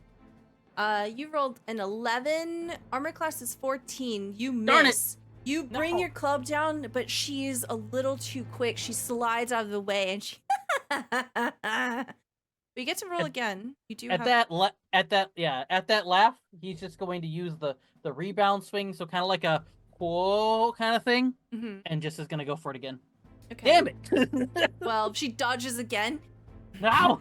I'm going to eat you first. You, Gulp. you do have a bonus action. What can I do? Well, could I play my hunter's mark or? Yeah, Yes, my well, hunter- we can say that you did your hunter's mark first, but you can also just cast it now. Yeah, that's we'll just Which one you want to hunter's mark? the yellow one. It's making fun of me. It's yellow. It's laughing at me. Yeah. Okay. KayBee, it is now your turn. So, being a Fey-touched creature myself, I have an ability. I can cast Bless once free per day. I cast Bless on my friends.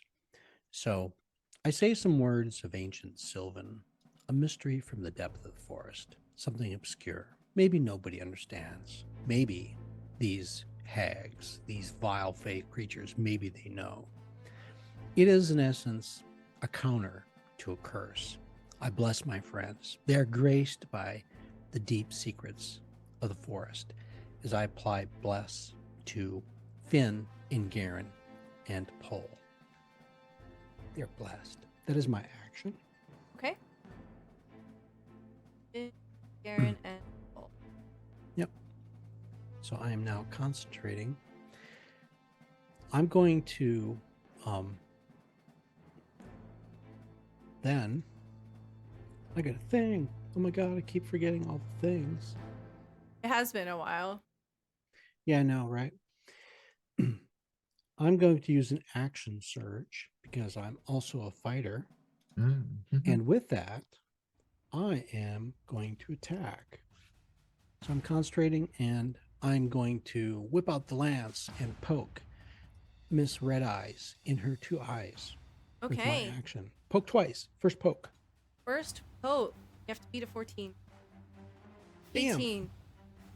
You smash into her side, and as you skewer her, you can see this murky, dark, watery like consistency of blood begin to leak out of her, almost as if she's made of some corrupted water.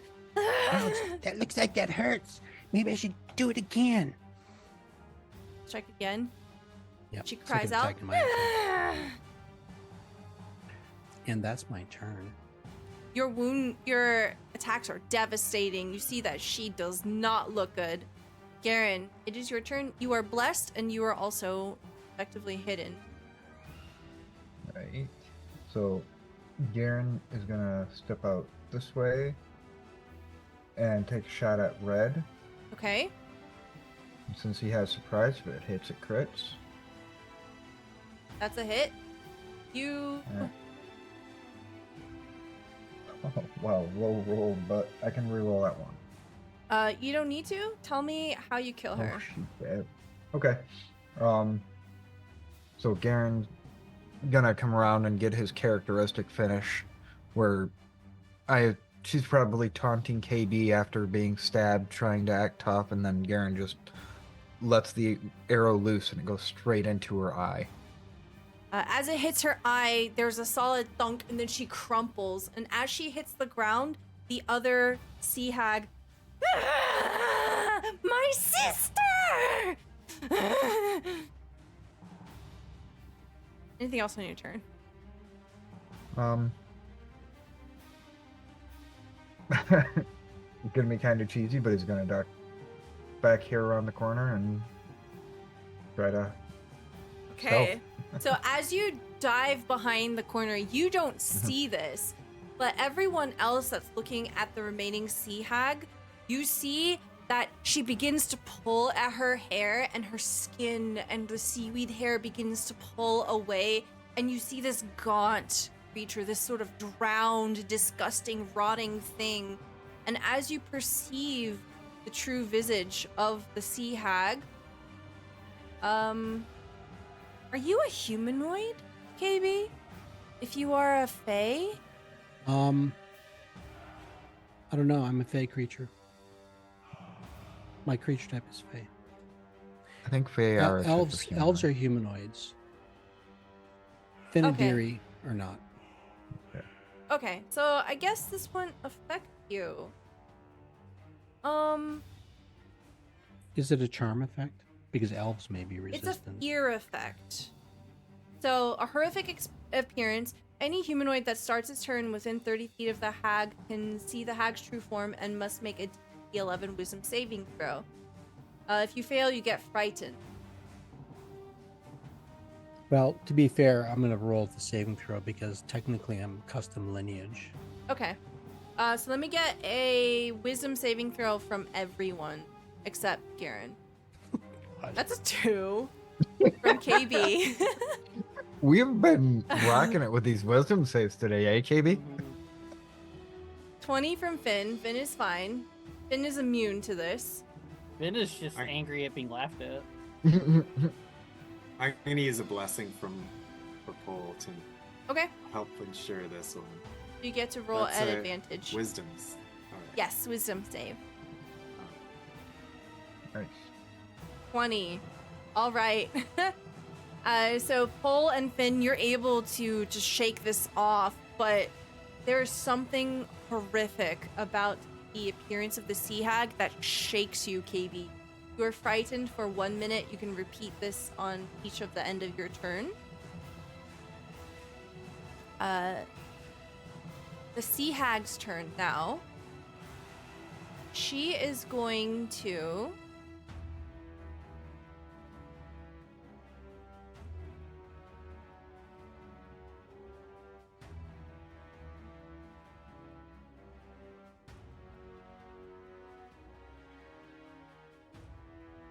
She lifts up her hand and she points in the space between KayBee and Hull. She's gonna cast Lightning Bolt. What the heck? So she's going to angle it so that it goes directly in between both of you. Like right here. You need to make a dexterity saving throw. You need to beat a 13. I'm rolling for this too. Yep, this is going to be Penny. It's going to be Hull and Finn. Dexterity. Ooh, I don't like Penny's chances. Ooh. It's funny because I don't know if it's just an error on my end, but under the lightning bolt it says the save spell DC is 0. Yeah, that's why I checked. It's 13. Okay, all of you save. You take half damage. 8d6. So that'll be 26, 13. Everyone takes 13 lightning damage as there's this crack of lightning that explodes from her fingertip. You hear a thunderclap ring in the air. It zaps you even as you dive out of the way. So that's one of her spell slots. Ouch. Well, that will take Penny Sprinkle out because she only has 1 hit point. Okay. So Penny, you see Penny. Is Penny is Penny a familiar? Yeah. Okay, so you'll be able to bring her back. You see Penny just blink, disappear. She goes, no.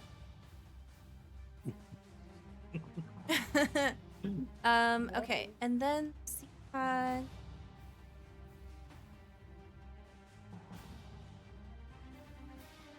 we'll attempt to run away. 5, 10, 15, 25, 30. So this will be an attack of opportunity for you, Finn. Okay. I will use. Let's see. Yeah, I'll use my Great Club again. Okay. 19's a hit, right? Yes. So she takes 16 damage as you smack her in the back of her chest. She goes, and Wait, do I have to move closer? no. So this is when she was running away from you. You hit her basically with your attack of opportunity. Okay. I Yeah. just looked at the map again. I'm like, wait a minute. No, you're good. But that will be her turn. Cole, it is now your turn. Oh, thank you. I love the captions too. They're great. Yes. Sometimes it's I need captions IRL. Okay. Mm-hmm. It's your turn. Paul's jaw sets kind of a stern way and his brows furrow. That was not okay. That was not okay, okay? You can't just do that. Die! And he's gonna cast Polymorph on him. Sorry, Tim. Polymorph. Okay. Let's see. Can you post that in chat? There you go. Okay. Wisdom saving throw. Oh, that's a nat one. Yes. So, describe to me what this looks like and what you turn her into. You need to be nicer. I'm gonna make you into something a lot nicer. And I hold out my hand and I rub my fingers together. Maybe you like a carrot lady. I'm gonna turn into a bunny rabbit. Oh, crap. And then I'm gonna go grab her by the ears and put her in my bag. Okay. Hold on, let's see. How long? So up to 1 hour. Okay. Yeah. You turn her into a rabbit. Move 5, 10, 5:30. Okay. That will be your action. So you can basically like grab her by the ears and pick her up. So we'll say that she's grappled, Sure. but it'll take an action to stow her. Stow the All right. bunny hag. Oh, Okay.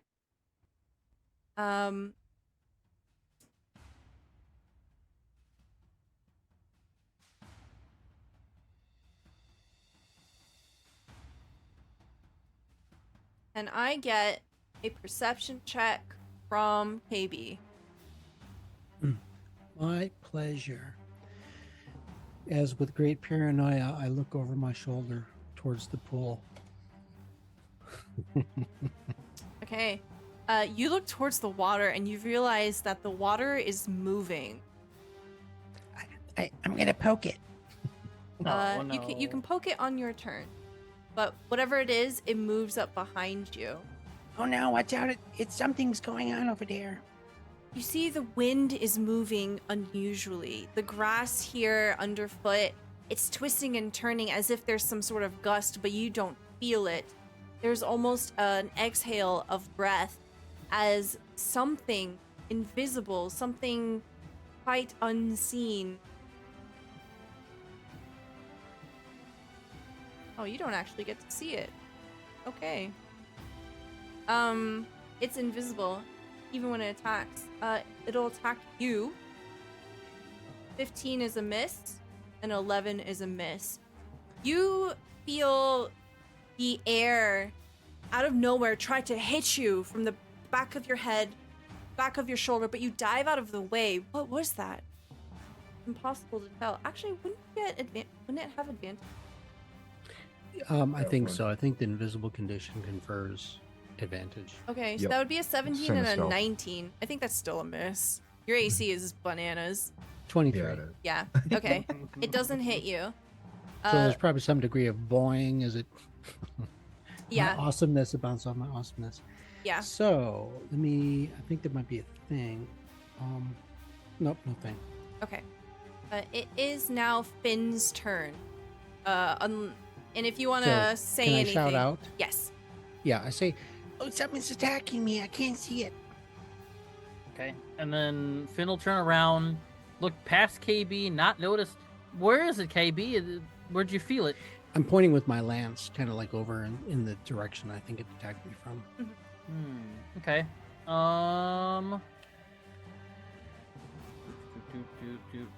I can move next to KayBee, I think. That's 15, right? Okay.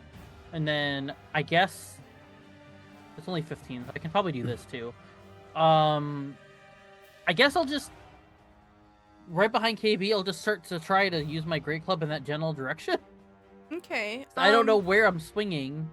Yes. Like, So you get to attack at disadvantage because you're attacking an invisible creature. okay. Which direction do you want to swing? Up, down, left, right? Um. I will say for transparency that I did put the stalker in a different spot because it's invisible. I'll say that I'll get behind KayBee, and I'll turn around and just swing straight ahead of me. So it would be like. So let's see. So I probably swing like right this way. Okay. Okay. Go ahead and make an attack. At disadvantage. Okay. Ugh. That's a nat 1 into a 7. You swing, you don't feel anything. You do feel the whip of air around you. You can tell there is something wrong, but you swing your club, nothing hits, nothing connects. You can swing again if you want. Am I able to use my blessing at all that I got in chat? But this or no? Because it's invisible. You're still blessed. You get a +1 die 4 for attack rolls and saving throws. If you want, I will say you rolled a nat 1, right? So I meant on my next roll. The Oh second, yeah, the absolutely. Second swing. Uh-huh. Yeah. Yeah. Not Yeah. not this one. I meant the Yeah. next one. Yeah, I was yeah, like, yeah. that'd be kind of a waste of user right now. No. Yeah. Okay, then I'll use my advantage, and then it felt more like air then, I guess. So I will move over, or oh no, I'll swing to my left side, which is where KayBee is standing. Okay. And you hear it bonk as you hit KB in the head. See what's your armor. You rolled use your blessing. 16. Yep. Okay. So that would just be a regular 16. You hit it for 10 bludgeoning damage. Okay. Nope. As you hit it, you feel it connect with the air, but it seems as if you're moving with slow motion. You get the sense that your attack isn't as effective as you would have liked it to be. It has resistance to bludgeoning. So, so Finn, where were you swinging? What would KB see? What direction were you swinging? If KayBee were to turn around, I guess you after ping? being stubborn, it would be if you were to turn right behind yourself, you would see me. So it would essentially, I'd be like this in your direction when you turned around. So are you attacking beneath me, I'm attacking next to you. north of yourself? Yes. Like to where, like, hold on. I'd be attacking like right here. Okay, gotcha. Okay. You hit it. Do your hunter's mark. I put my hunter's mark on the. Oh, that's tag. right. You're right. I'm so sorry. Mhm. KayBee. I almost did it too. I'm like, wait, nope, wrong. Yeah, as Yeah. a reminder for Hunter's Mark, as long as you're still concentrating, it lasts after you kill a creature, and then as a bonus, you can reapply it to another target. Oh, But the hag's not dead. I think you need to be able to see the creature though. Oh, but the one you marked before is not dead yet. That's Yeah. true. yeah, the hag It's isn't in dead. Pole's hand. Okay, so on KB's turn, the blessing that he placed on his allies drops, and the reason for that is he casts a different spell that's concentration. He casts a fairy fire spell, and he targets an area that includes where Finn just attacked. So essentially, let me make a box. Cast fairy fire right there in that space, and all creatures in that area are affected by fairy fire. And for some reason, my D&D Beyond won't allow me to post it. But each object in the cube within range is outlined in blue, green, or violet light. In this case, it is sparkling violet. Any creature in the area of the spell is cast is also outlined in light if it fails a dexterity saving throw. So this creature needs to make a dexterity 19 saving throw. Okay. I'm going to give this to you because it's technically not a legal move.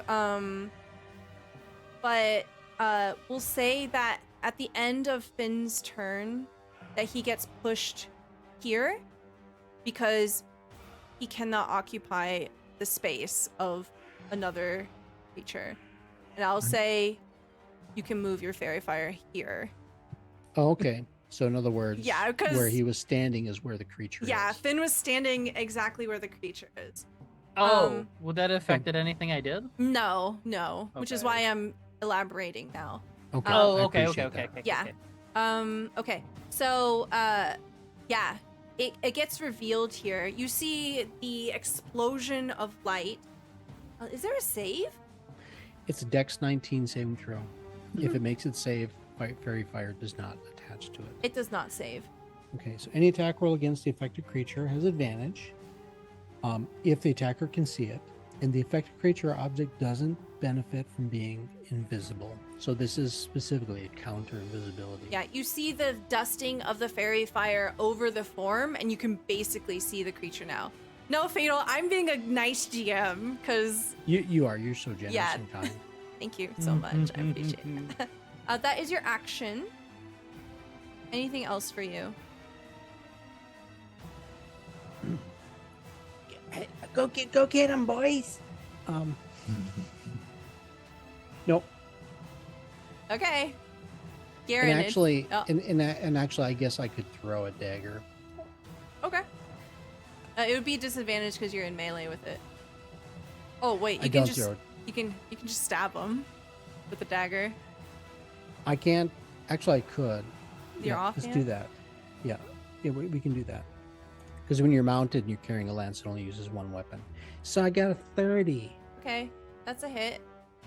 I poked him. Okay. Same thing. You can clearly see the outline of this creature now. But as you stab it, there's resistance. The air just doesn't move quite as easily as you would hope. It's not like cutting through butter. You really have to force it forward. It seems as if your attack is not as effective as you would like. Resistance to slashing, piercing. Okay. Calling all heroes. Right. Garen, now it's your turn. Unfortunately, Garen does nothing except piercing damage. But since he can see it, he is going to attack it. Actually, I'm so sorry. You So should sorry? have made that attack at advantage, KayBee, because of the fairy fire. Oh yeah. Just in case it's a crit. Sweet. Roll again.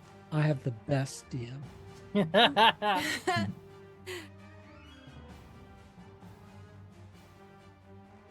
Okay, no crit. Okay. All right. Okay. Now it's your turn. I'm so sorry. So, yep, Garen is going to do the attack. Since he can see it and it's fairy fire, he has advantage. And you get Okay. advantage. Yep. So Pipe, sneak pipe, pipe. attack.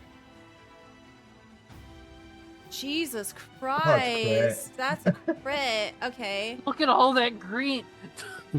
Yeah. Oh my god. You got to Quick, turn the blessing off.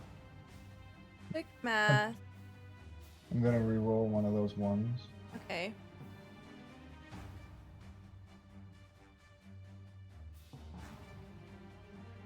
'24 and 14 is 38. 4. Okay. And then plus 3 is 41. And another die 6 for the piercer. Uh-huh. Oh Oh god. my goodness. So that's 45 damage. Jeez. Okay. You say you need a better bow? Oh, No, it's I a- didn't say I this needed is a one. magical bow. Yes, it is. It's +1 bow. Oh, Garen. You shoot this off and you see the arrow cut through with no resistance. There's a soft exhale of air, almost as if someone had their breath robbed of them. And your arrow cuts through. You can't really see the thing, but it writhes in pain and it's very, very quiet. But you did a really good job. It took the full damage. Unbelievable. Damn. Okay. It is Sea Hag's turn. She's a bunny.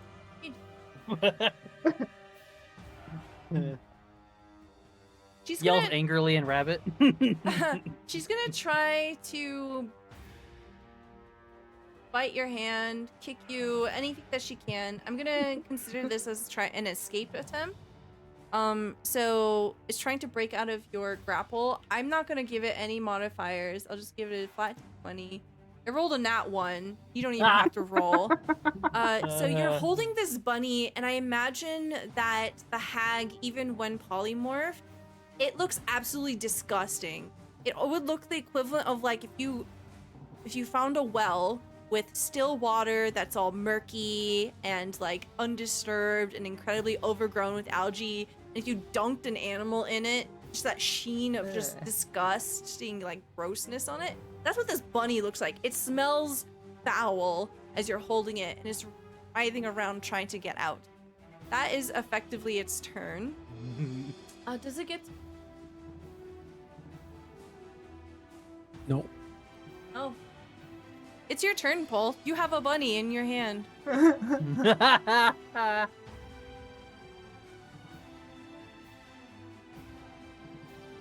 What would you like to do?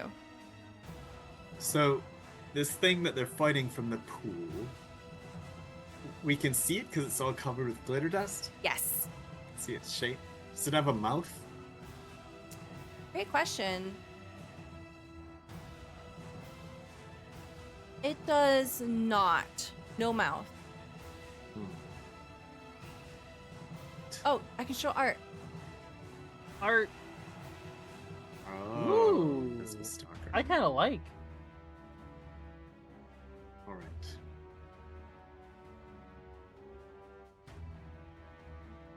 Well, Paul's just gonna put the bunny in the bag and head over to where the rest of the people are. You're putting the bunny into a regular bag or your haversack? Into a regular bag. Okay. Bunny is in a bag. You can add a bunny in question mark to your inventory. And then you move forward. Very good. Anything else for your turn?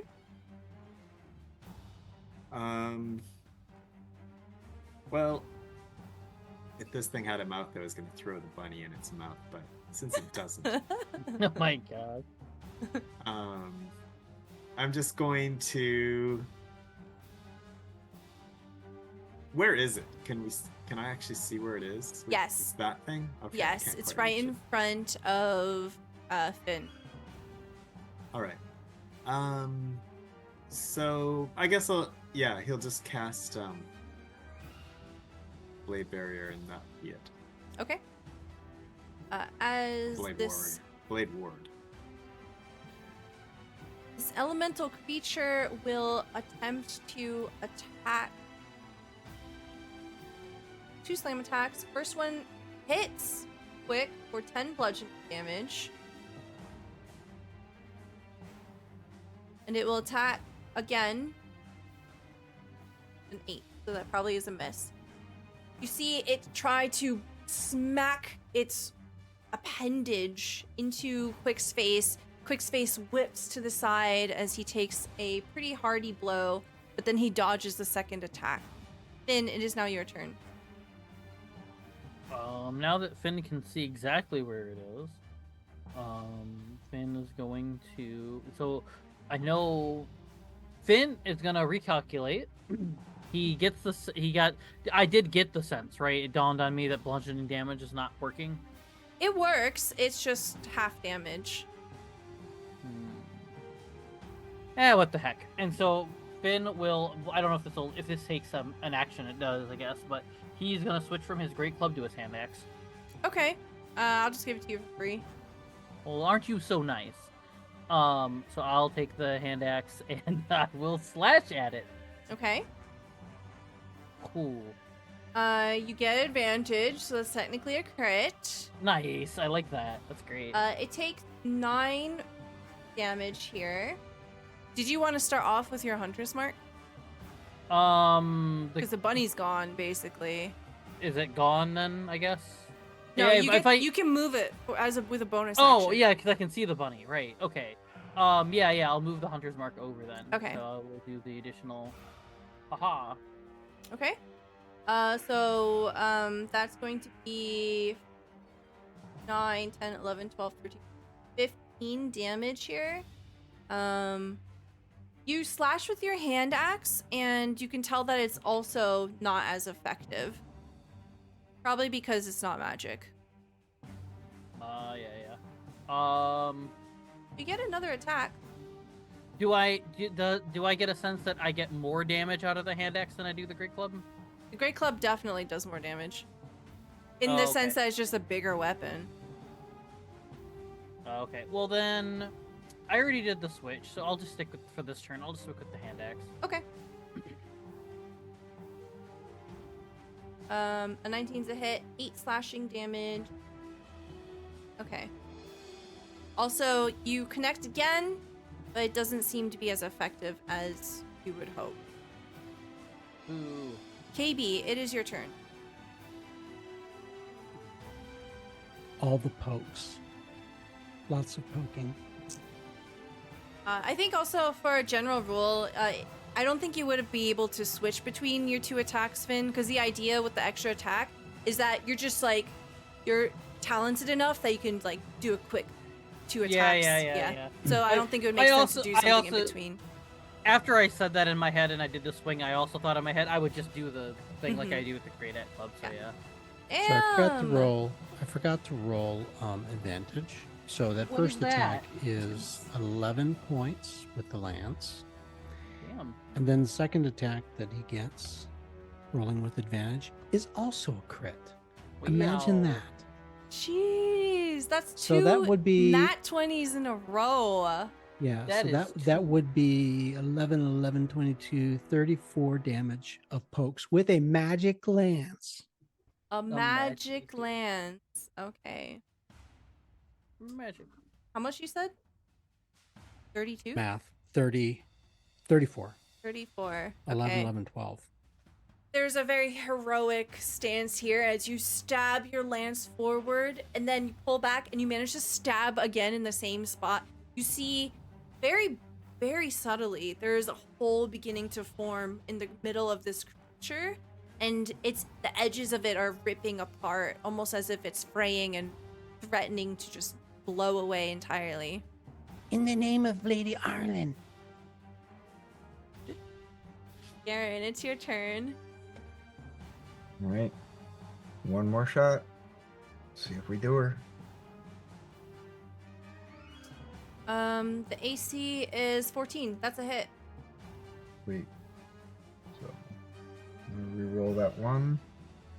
How do you roll a 21 sneak attack? Holy shit. That's wild. So that's another 2 points of damage. So, and then one more.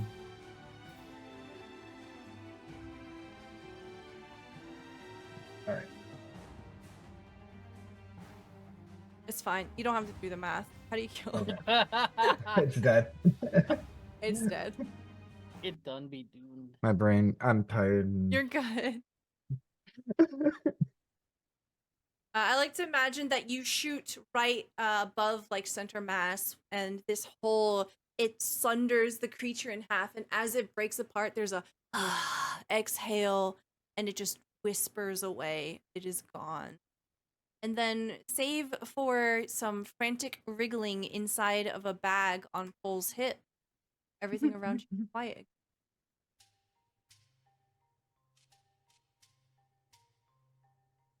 Anybody else? Hoping we're safe finally. Well, Well, in about an hour, we're gonna have another rag back. What are you Unless going we to do want to do with something her? with this bunny first. How I was long did thinking we could like dig a really deep hole. Maybe there's a well already here. just drop the bunny in a well? Yeah, you know, I Haven't seen know, anything. Paul, that you really don't want to hurt everybody, but hags are kind of like the plague in the forest. It's the mean, worst. It will probably try, especially now. It'll probably try to attack you. It wants to hurt you. So Oh sure, but if you kill the bunny, it just comes back as the hag.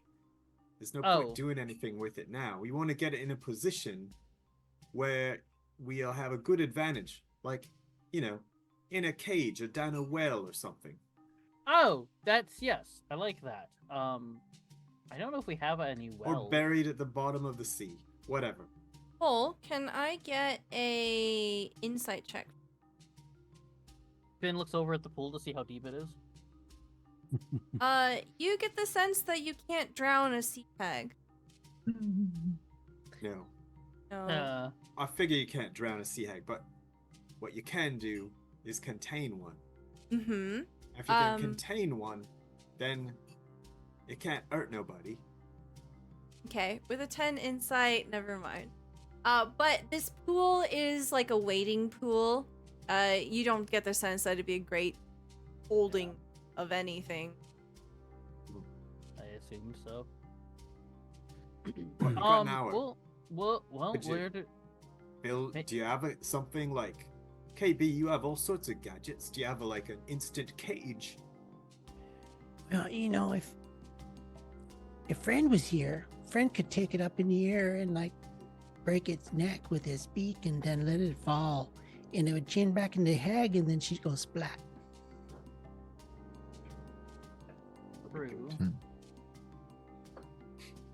Yeah. Well, if Penny were here, she could do something too. But she ain't. Want to stuff it in one of these barrels of wine? No, that just wrecked the wine. Well, and What she's we got could magic do, too. though, There's 3 other things of wine. If we wreck one, we still have 3. we could throw her in those assassin vines. Oh, I didn't think of that. That's a smart idea. And then shoot arrows at him from a distance. Yeah. Poison arrows with flames. Do you have any of those, Garen? Sadly, Paul, no. I never heard you Dang. talk like this. Neither have I. I'm So really shocked. aggressive. Just had enough of people messing with Penny. I mean, I would be pretty angry too. I understand that. And for no good reason. Yeah, she was just an innocent bystander. Paul Let's go. starts walking over this way, I'm gonna say, yeah, I'm gonna follow. carrying the rabbit. Yeah. As the group of you are moving, Garen, because you have a redonkulous fucking passive perception, you can see that there's something inside the water. Hold on. Something still in the water. It looks as if it's kind of wedged between cracks at the very bottom of it. Like an item of some sort. It's round, it's dark. Aaron will wade in and see if he can unwedge it. You'll have to swim 7 Okay. Do you want to swim 7? 7 feet? Yes. 7 feet. Yeah. Yeah. Cut out twice on you on that Oh, one. okay. Yeah. So as you swim down, you pull out a leather sack. It's very heavy, but eventually you manage to pull it out of the water, and as you drop it onto the ground and have a look, you can see that it has all of this stuff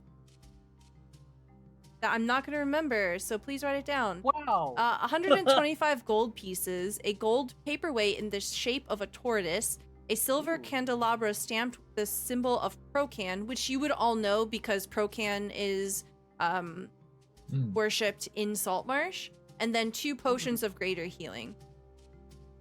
That's a gold mine. Yes. I'll post that into Discord. Thank you. Yay. I'm not gonna make anyone roll for this, but this is a lot of loot. It came from somewhere. Was that like in a sack? Or is Yeah, it it was loose just and in a scattered? single sack. Gotcha. And it seems to have been kind of quickly stashed at the bottom here. So it doesn't look like this is where it normally is held or hidden. Maybe someone robbed a temple. It's almost like someone threw Or it here. hermitage. Someone threw it here as they were running away from something else. Those hags maybe did it. So eyeballing this pool, is Mhm. it like smooth bottomed or is it, what does this pool look like? Yeah, it's a cistern. Oh, so it's a deep water containment Yeah. type of. Oh.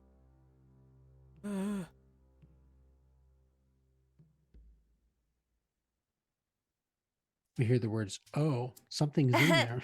It's 7 feet deep. It's lined with flagstones. It has a lip that's 1 foot wide and 1 foot high. So it's pretty easy to like reach into. You can tell it's meant for collecting rainwater. And yeah. So it's not like a swimming pool, but it is like basically like a large well.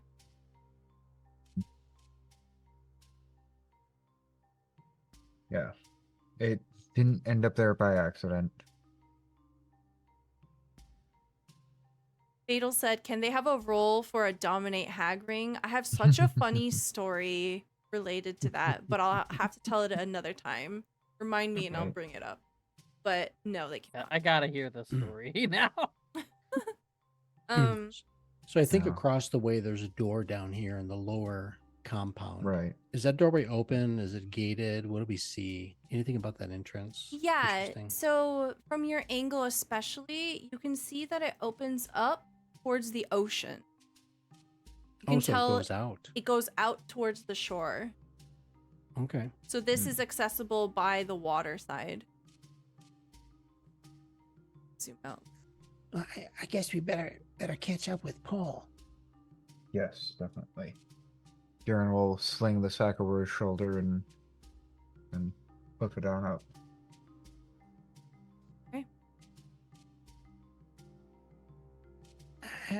Where you going, Paul? Careful, those assassin vines are over there. Chow time. Oh god. Lobs it overhand into the middle of those assassin vines. I guess we all Okay. get excited and get our weapons out. Yeah. Oh no! No, Paul, no.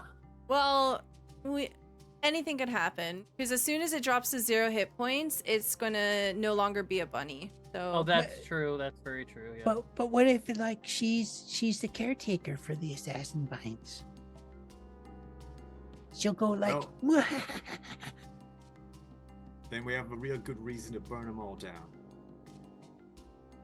Or freeze them. No. Lightning, whatever. Okay, since I Whatever keep works on assassin vines. since I keep I don't- forgetting to roll initiative for quick, I'm gonna do that first. oh yeah, there's a lot going on.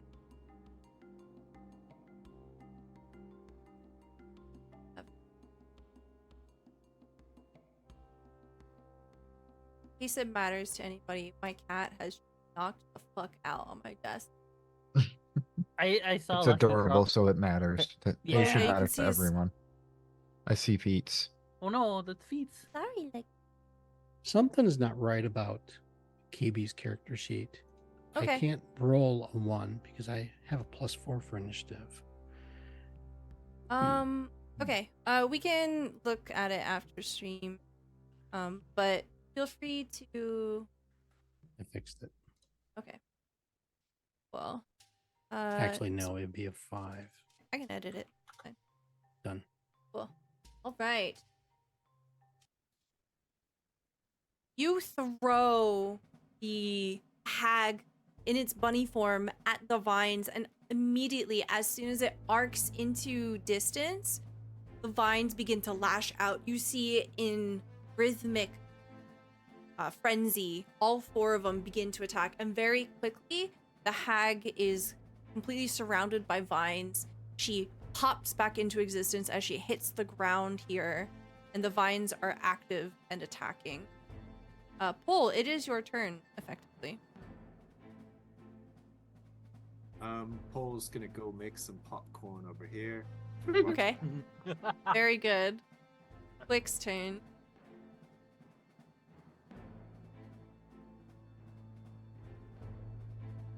Okay, He drops an arrow in on the hag. okay. 20 for an attack roll. 11 piercing if it hits. Okay, it is a hit, armor class 14. You see the hag take an arrow. She cries out in pain. Anything else on quick? Oh, Garen, it's your turn. All right, I guess Garen's gonna follow suit with quick and just start taking pot shots at the hag. And he's got the steady aim feature, so he's got advantage. Okay. 5, Reroll. No. 29 damage. Okay. She takes 29 damage. She cries out in pain again, and you see the vines are lashing around. Her eyes are hateful as she looks towards the group of you.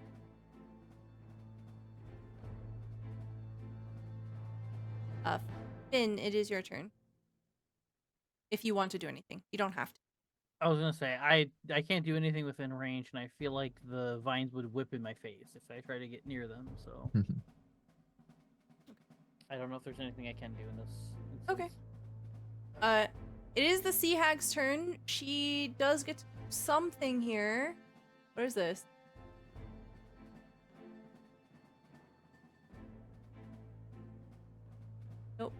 Not that one.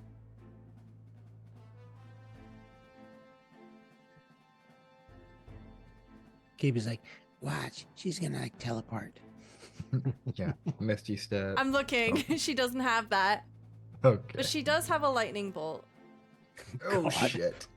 Oh, fun. That's fun. So she's going to shoot it Yeah. here. Oh, Good can you luck see with it? that. Shoot at me, shoot at me. Why is-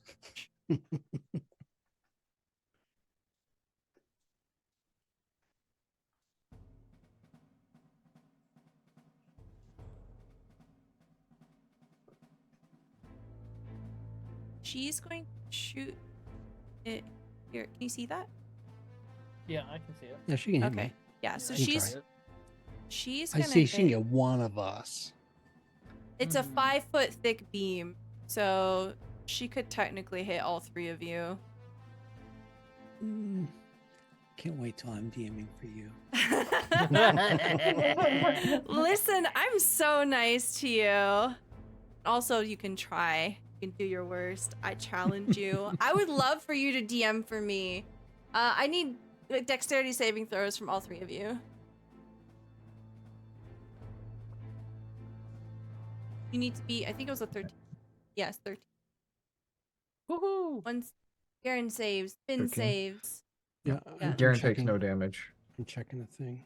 because of evasion. Because you're a rogue, yeah. Yeah. Okay, Dex saving throw. That's And I'm getting my thing ready. okay, that was a 3 for KayBee. 8d6 lightning damage. So that's gonna be 13 lightning damage at Finn, and then 26 at KayBee. Okay, I'm going to, as a reaction, Mhm. I'm going to burn a first level spell slot as I cast Absorb Elements. Ooh, Ooh. Fancy. that too. And the spell captures some of the incoming energy, lessening. Okay, you have resistance to the triggering damage until the start of your next turn. So it means I take half damage from this, Okay. and then I'm charged with electricity. And I make if I make a melee attack, which I don't plan on doing, then I could release that. Okay, so you but- only take 13 damage here. 13 Take like that off my temporary hit points. Thank you, Paul. yeah. So you see in a desperate last attempt, the hag raises her wicked hand, points forward, thunderclap in the distance as lightning arcs out from her. Actually, it would also hit the vines. Mm.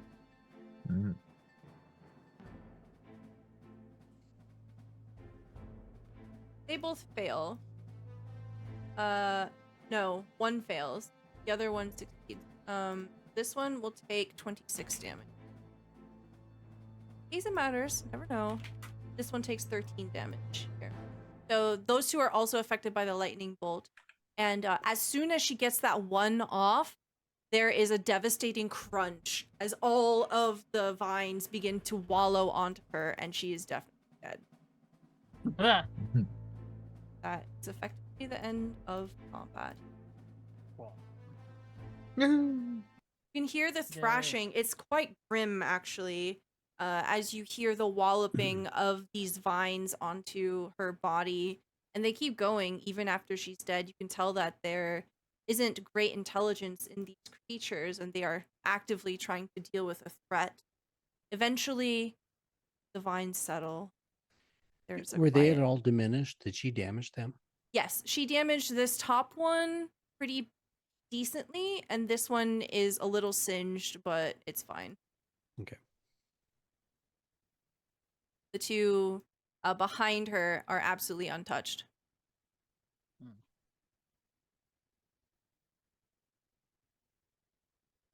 What do you do now? All right. Well, oh. Man, we sure do make a lot of noise. I wonder if anybody's home. they know we're here. If they are, we may as well go say hi. Finn will then go up to Garen real quick, and he'll explain to him what he saw in the tower. Mm. So essentially, there is an alternate entrance. Mm-hmm. Um, There's a up on the ceiling. I saw what looked like to be a secret entrance. I suppose. I don't know if it's one of those it things. didn't seem secret. It was just a trapdoor above Or you. trapdoor. That's what I meant to say. Trapdoor. There's a trapdoor up there. I don't know if it's for nefarious purposes or if it's just a sneaky way to get in and out of some place. But there's a trapdoor up there if we want I to don't know. go that route. KayBee, why don't we go take a look? Between the two of us, Okay. And then we might find something. Finn will walk over in front of you to get in there, and then he'll point out. He'll point up in the ceiling of the general direction of where it is. Okay. So I'm going to investigate the area well. I am proficient in thieves' tools. I'm going to look for traps. Okay. Yeah. Perception. Go ahead and roll your 21. tools. 18. Okay. Between the two of you, Garen with your 21 and KayBee with your 18, it is not trapped. It is a trap door, and you can tell that it will lead up into the second floor of this main building, but there's no ladder currently. You'll have to figure out a way to be able to go up into it. It does not seem to be locked. Somebody want to give me a boost? I weigh Sure. all of 30 pounds. Garen, Oh, I can help. So try to pop it open and climb up, take a look. My Okay. dark vision, or maybe there's light. As this is happening, Cole, you have not necessarily joined your companions. What are you doing here in the garden? Cole is nauseous. He doesn't feel very good about what just happened and what he just saw. And he's like leaning against this wall, like, oh, trying not to throw up. You find the area around you quiet. Even the vines themselves, they don't whisper against each other anymore. They have gotten quite still. And there is a strangeness in the air around you. This place, very clearly kempt at some point, it is empty. There aren't any people around. As you stand amidst this garden, you can tell that it was once very loved.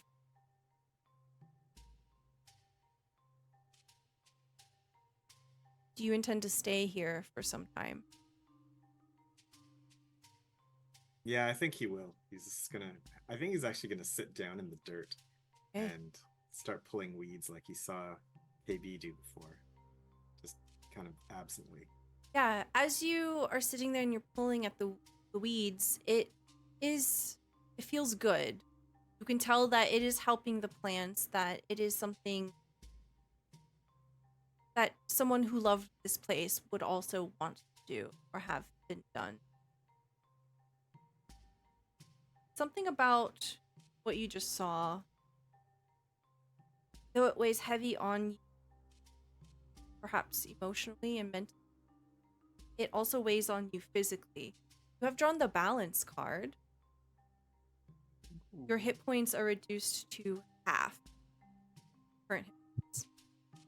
And your spell slots. You're a warlock. You already used your one spell slot, so that your spell slots are also half. But yeah, you have one left. Does it go up to half? It does go I have up. 2 spell slots.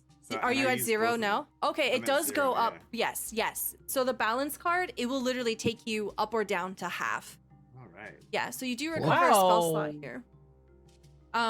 So tell me what this, like, how does this manifest? Like, you feel physically tired, but somehow, like, power wells in you. I think that, yeah, he's disgusted by the violence that went through his mind. He was in a rage, and was doing things that he wouldn't normally do, and that is what made him. He probably banged his head against the wall a little bit and just hurt himself that way. But something about grounding himself into the earth and just pulling the vegetables, pulling the weeds from the vegetables, sort of centered him more. And I think Heward granted him this his extra spell slot back for recognizing how fragile a non-violent approach is, and how much effort it takes sometimes to keep yourself from becoming as monstrous as the things you fight. I love that. You can have a DM inspiration, so it'll be a pocket inspiration for next time. Oh, thank you. Welcome. Mm-hmm. Cool. KayBee, we're lifted up.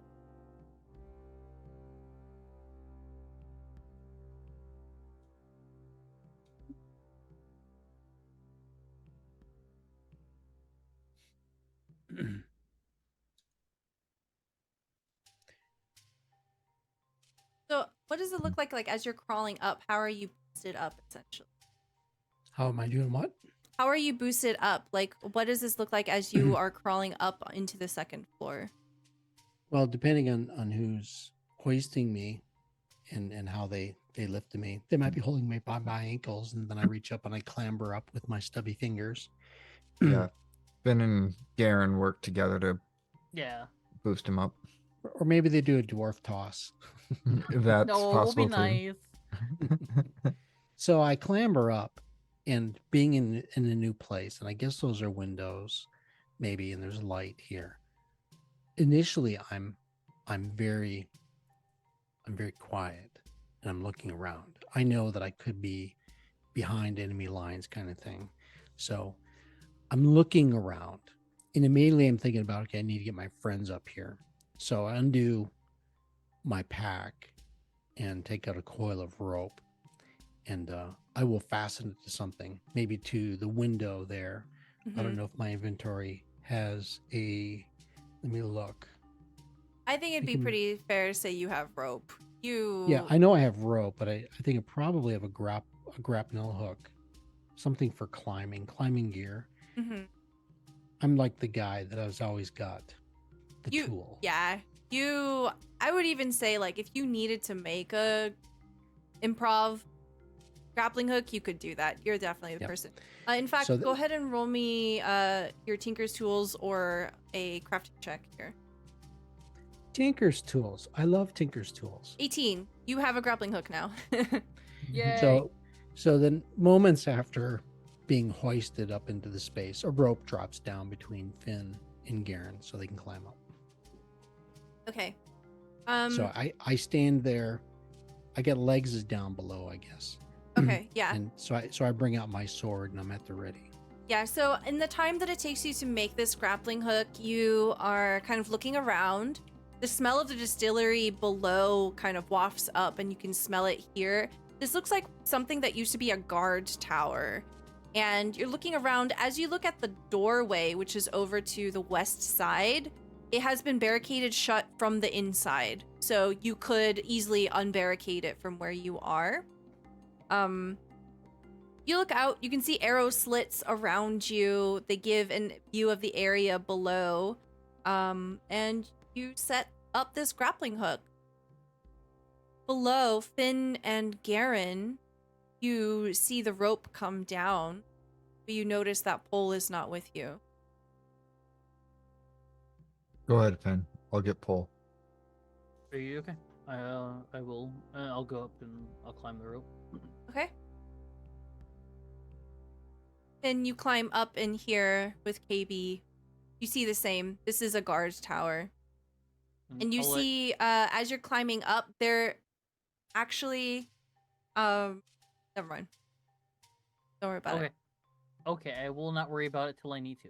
I'll look at KayBee and I'll let him know that Garen went to go find Pull and get Pull.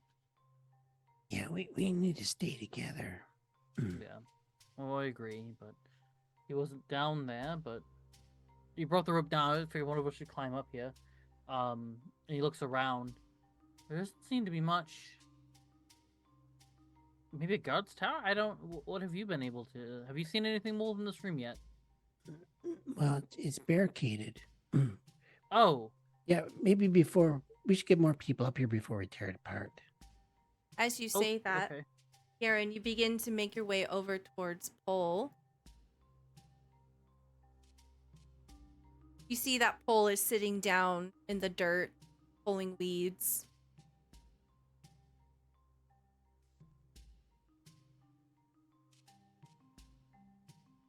Garen will walk up. And then, oh, is everything all right? Hey, Karen. Not exactly, but I guess we better get on with it, eh? He'll start Yeah. standing up. He'll dust off his pants. No, Paul. If you ever need to talk to someone, I'm good at listening. Yeah, sure, mate. I know you don't talk much yourself, so you have to do a lot of listening. Yeah. You know how I don't like to kill things, but I went a bit mental there. I don't know. You did. I know what I was thinking, but I don't feel good about it.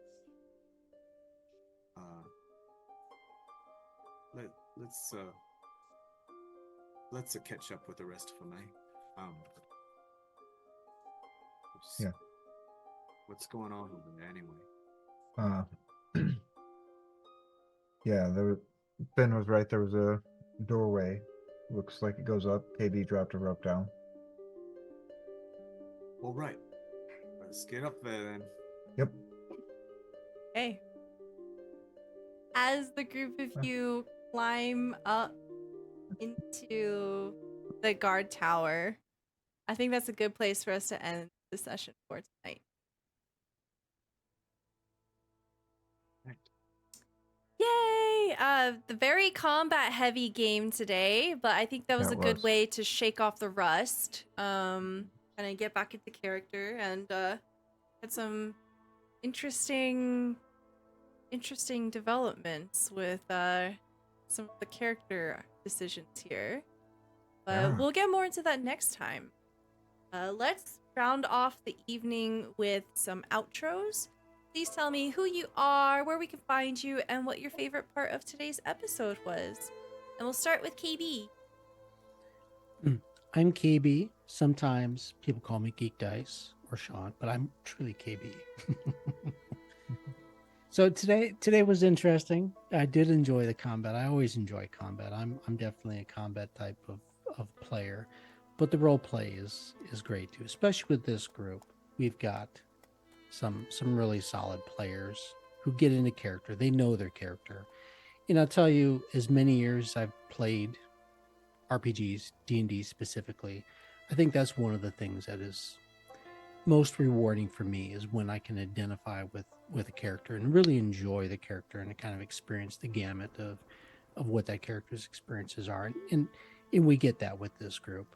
Our players have just phenomenal characters and they play them so well. So I think today seeing the range of experiences with Pole was what was really enjoyable for me. Highs and lows, and also knowing that there's the possibility of a comedic moment, something funny, hilarious or enjoyable.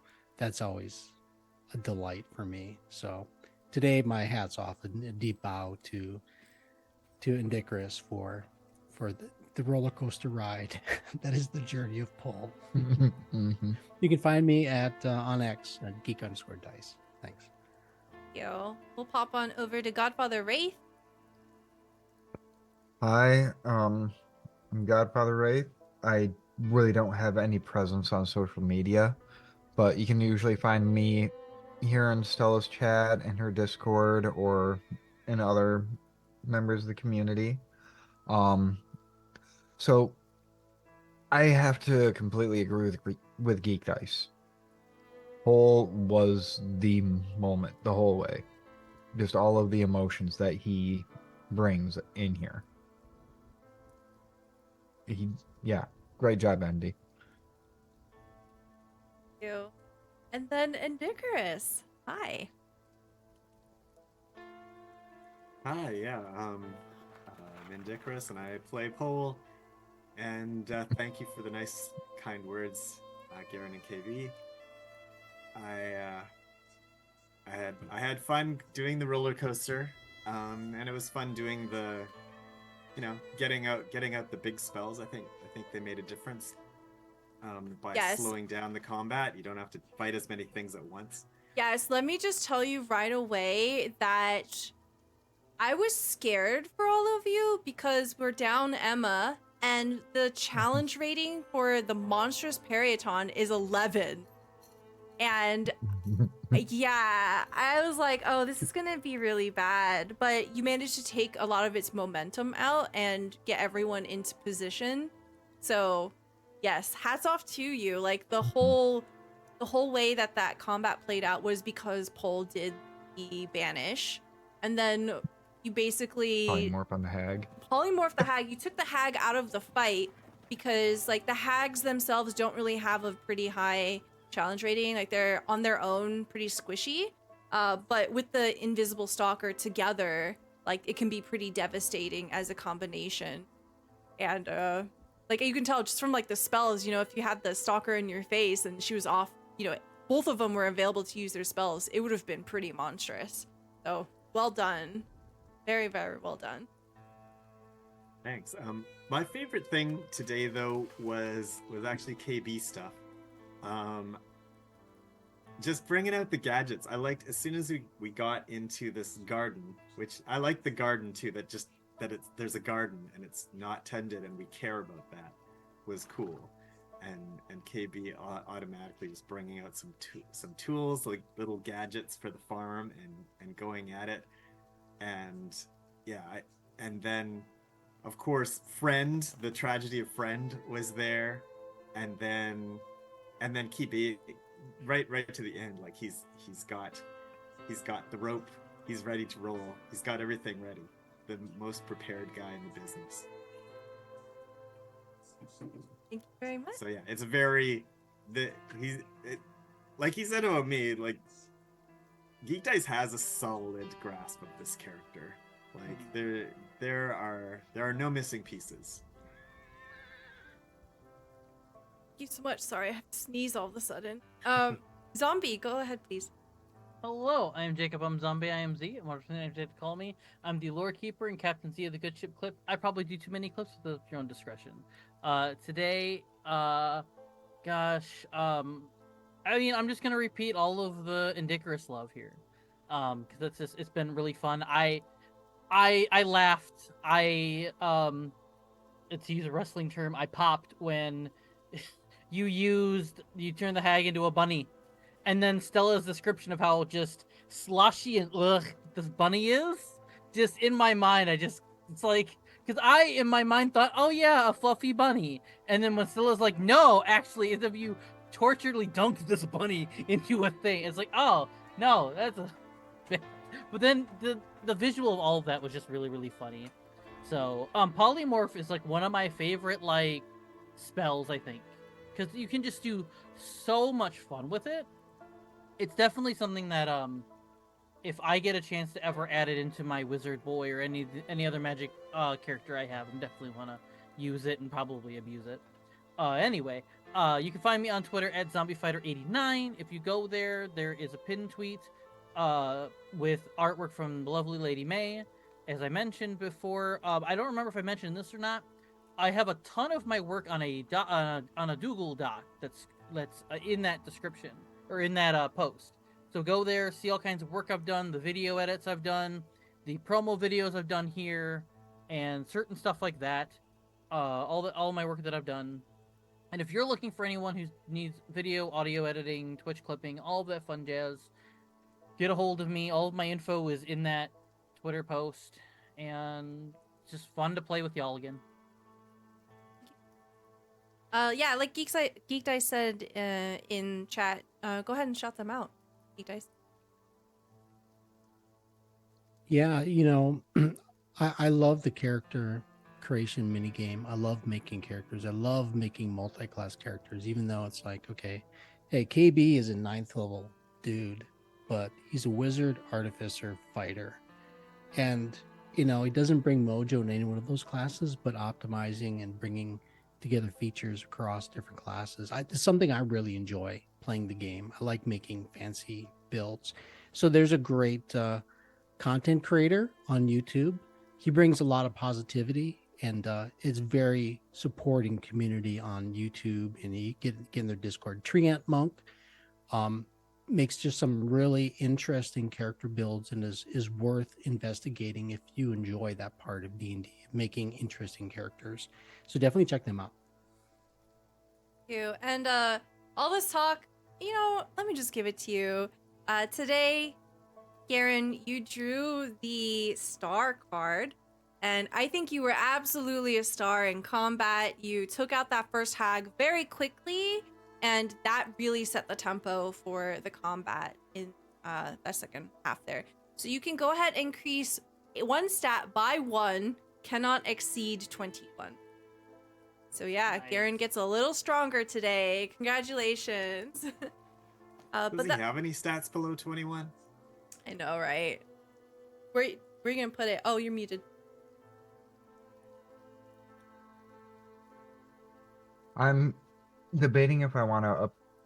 I'm honestly debating completely because Dex and Wisdom are both even, which means one won't increase anything. But everything else is odd, so they could all go up. So which one would be the most beneficial? That's true. All right. Well, I'll let you deliberate that. Thank you so much for watching Secrets of Saltmarsh. We will be back with more Secrets of Saltmarsh on the 22nd of May at 8 p.m. Eastern Time. Next week, next Wednesday at 8 p.m. Eastern Time, we'll be running our Frost Maiden campaign, so please join us for that if you like. I forgot to mention I'm part of that. Yeah, I always forget. It's fine. If you want to join in any of our games, please check out our Discord. That's the quickest and most immediate way you'll get information about upcoming games that we have. Or check out my Twitter. Please consider joining the Patreon. We run Patreon games. We are actually gearing up for a 3rd Patreon game here soon. It's still in development, so if you join the Discord, you can join the talks about it and stuff like that. That is going to be Humblewood. It's going to be a very different vibe from what we're playing here. You play as woodland creatures that are adventurers, so it's very cutesy, very Studio Ghibli, very different from this. But that's going to be it for us. Thank you so much for being here. We'll see you next time. Bye!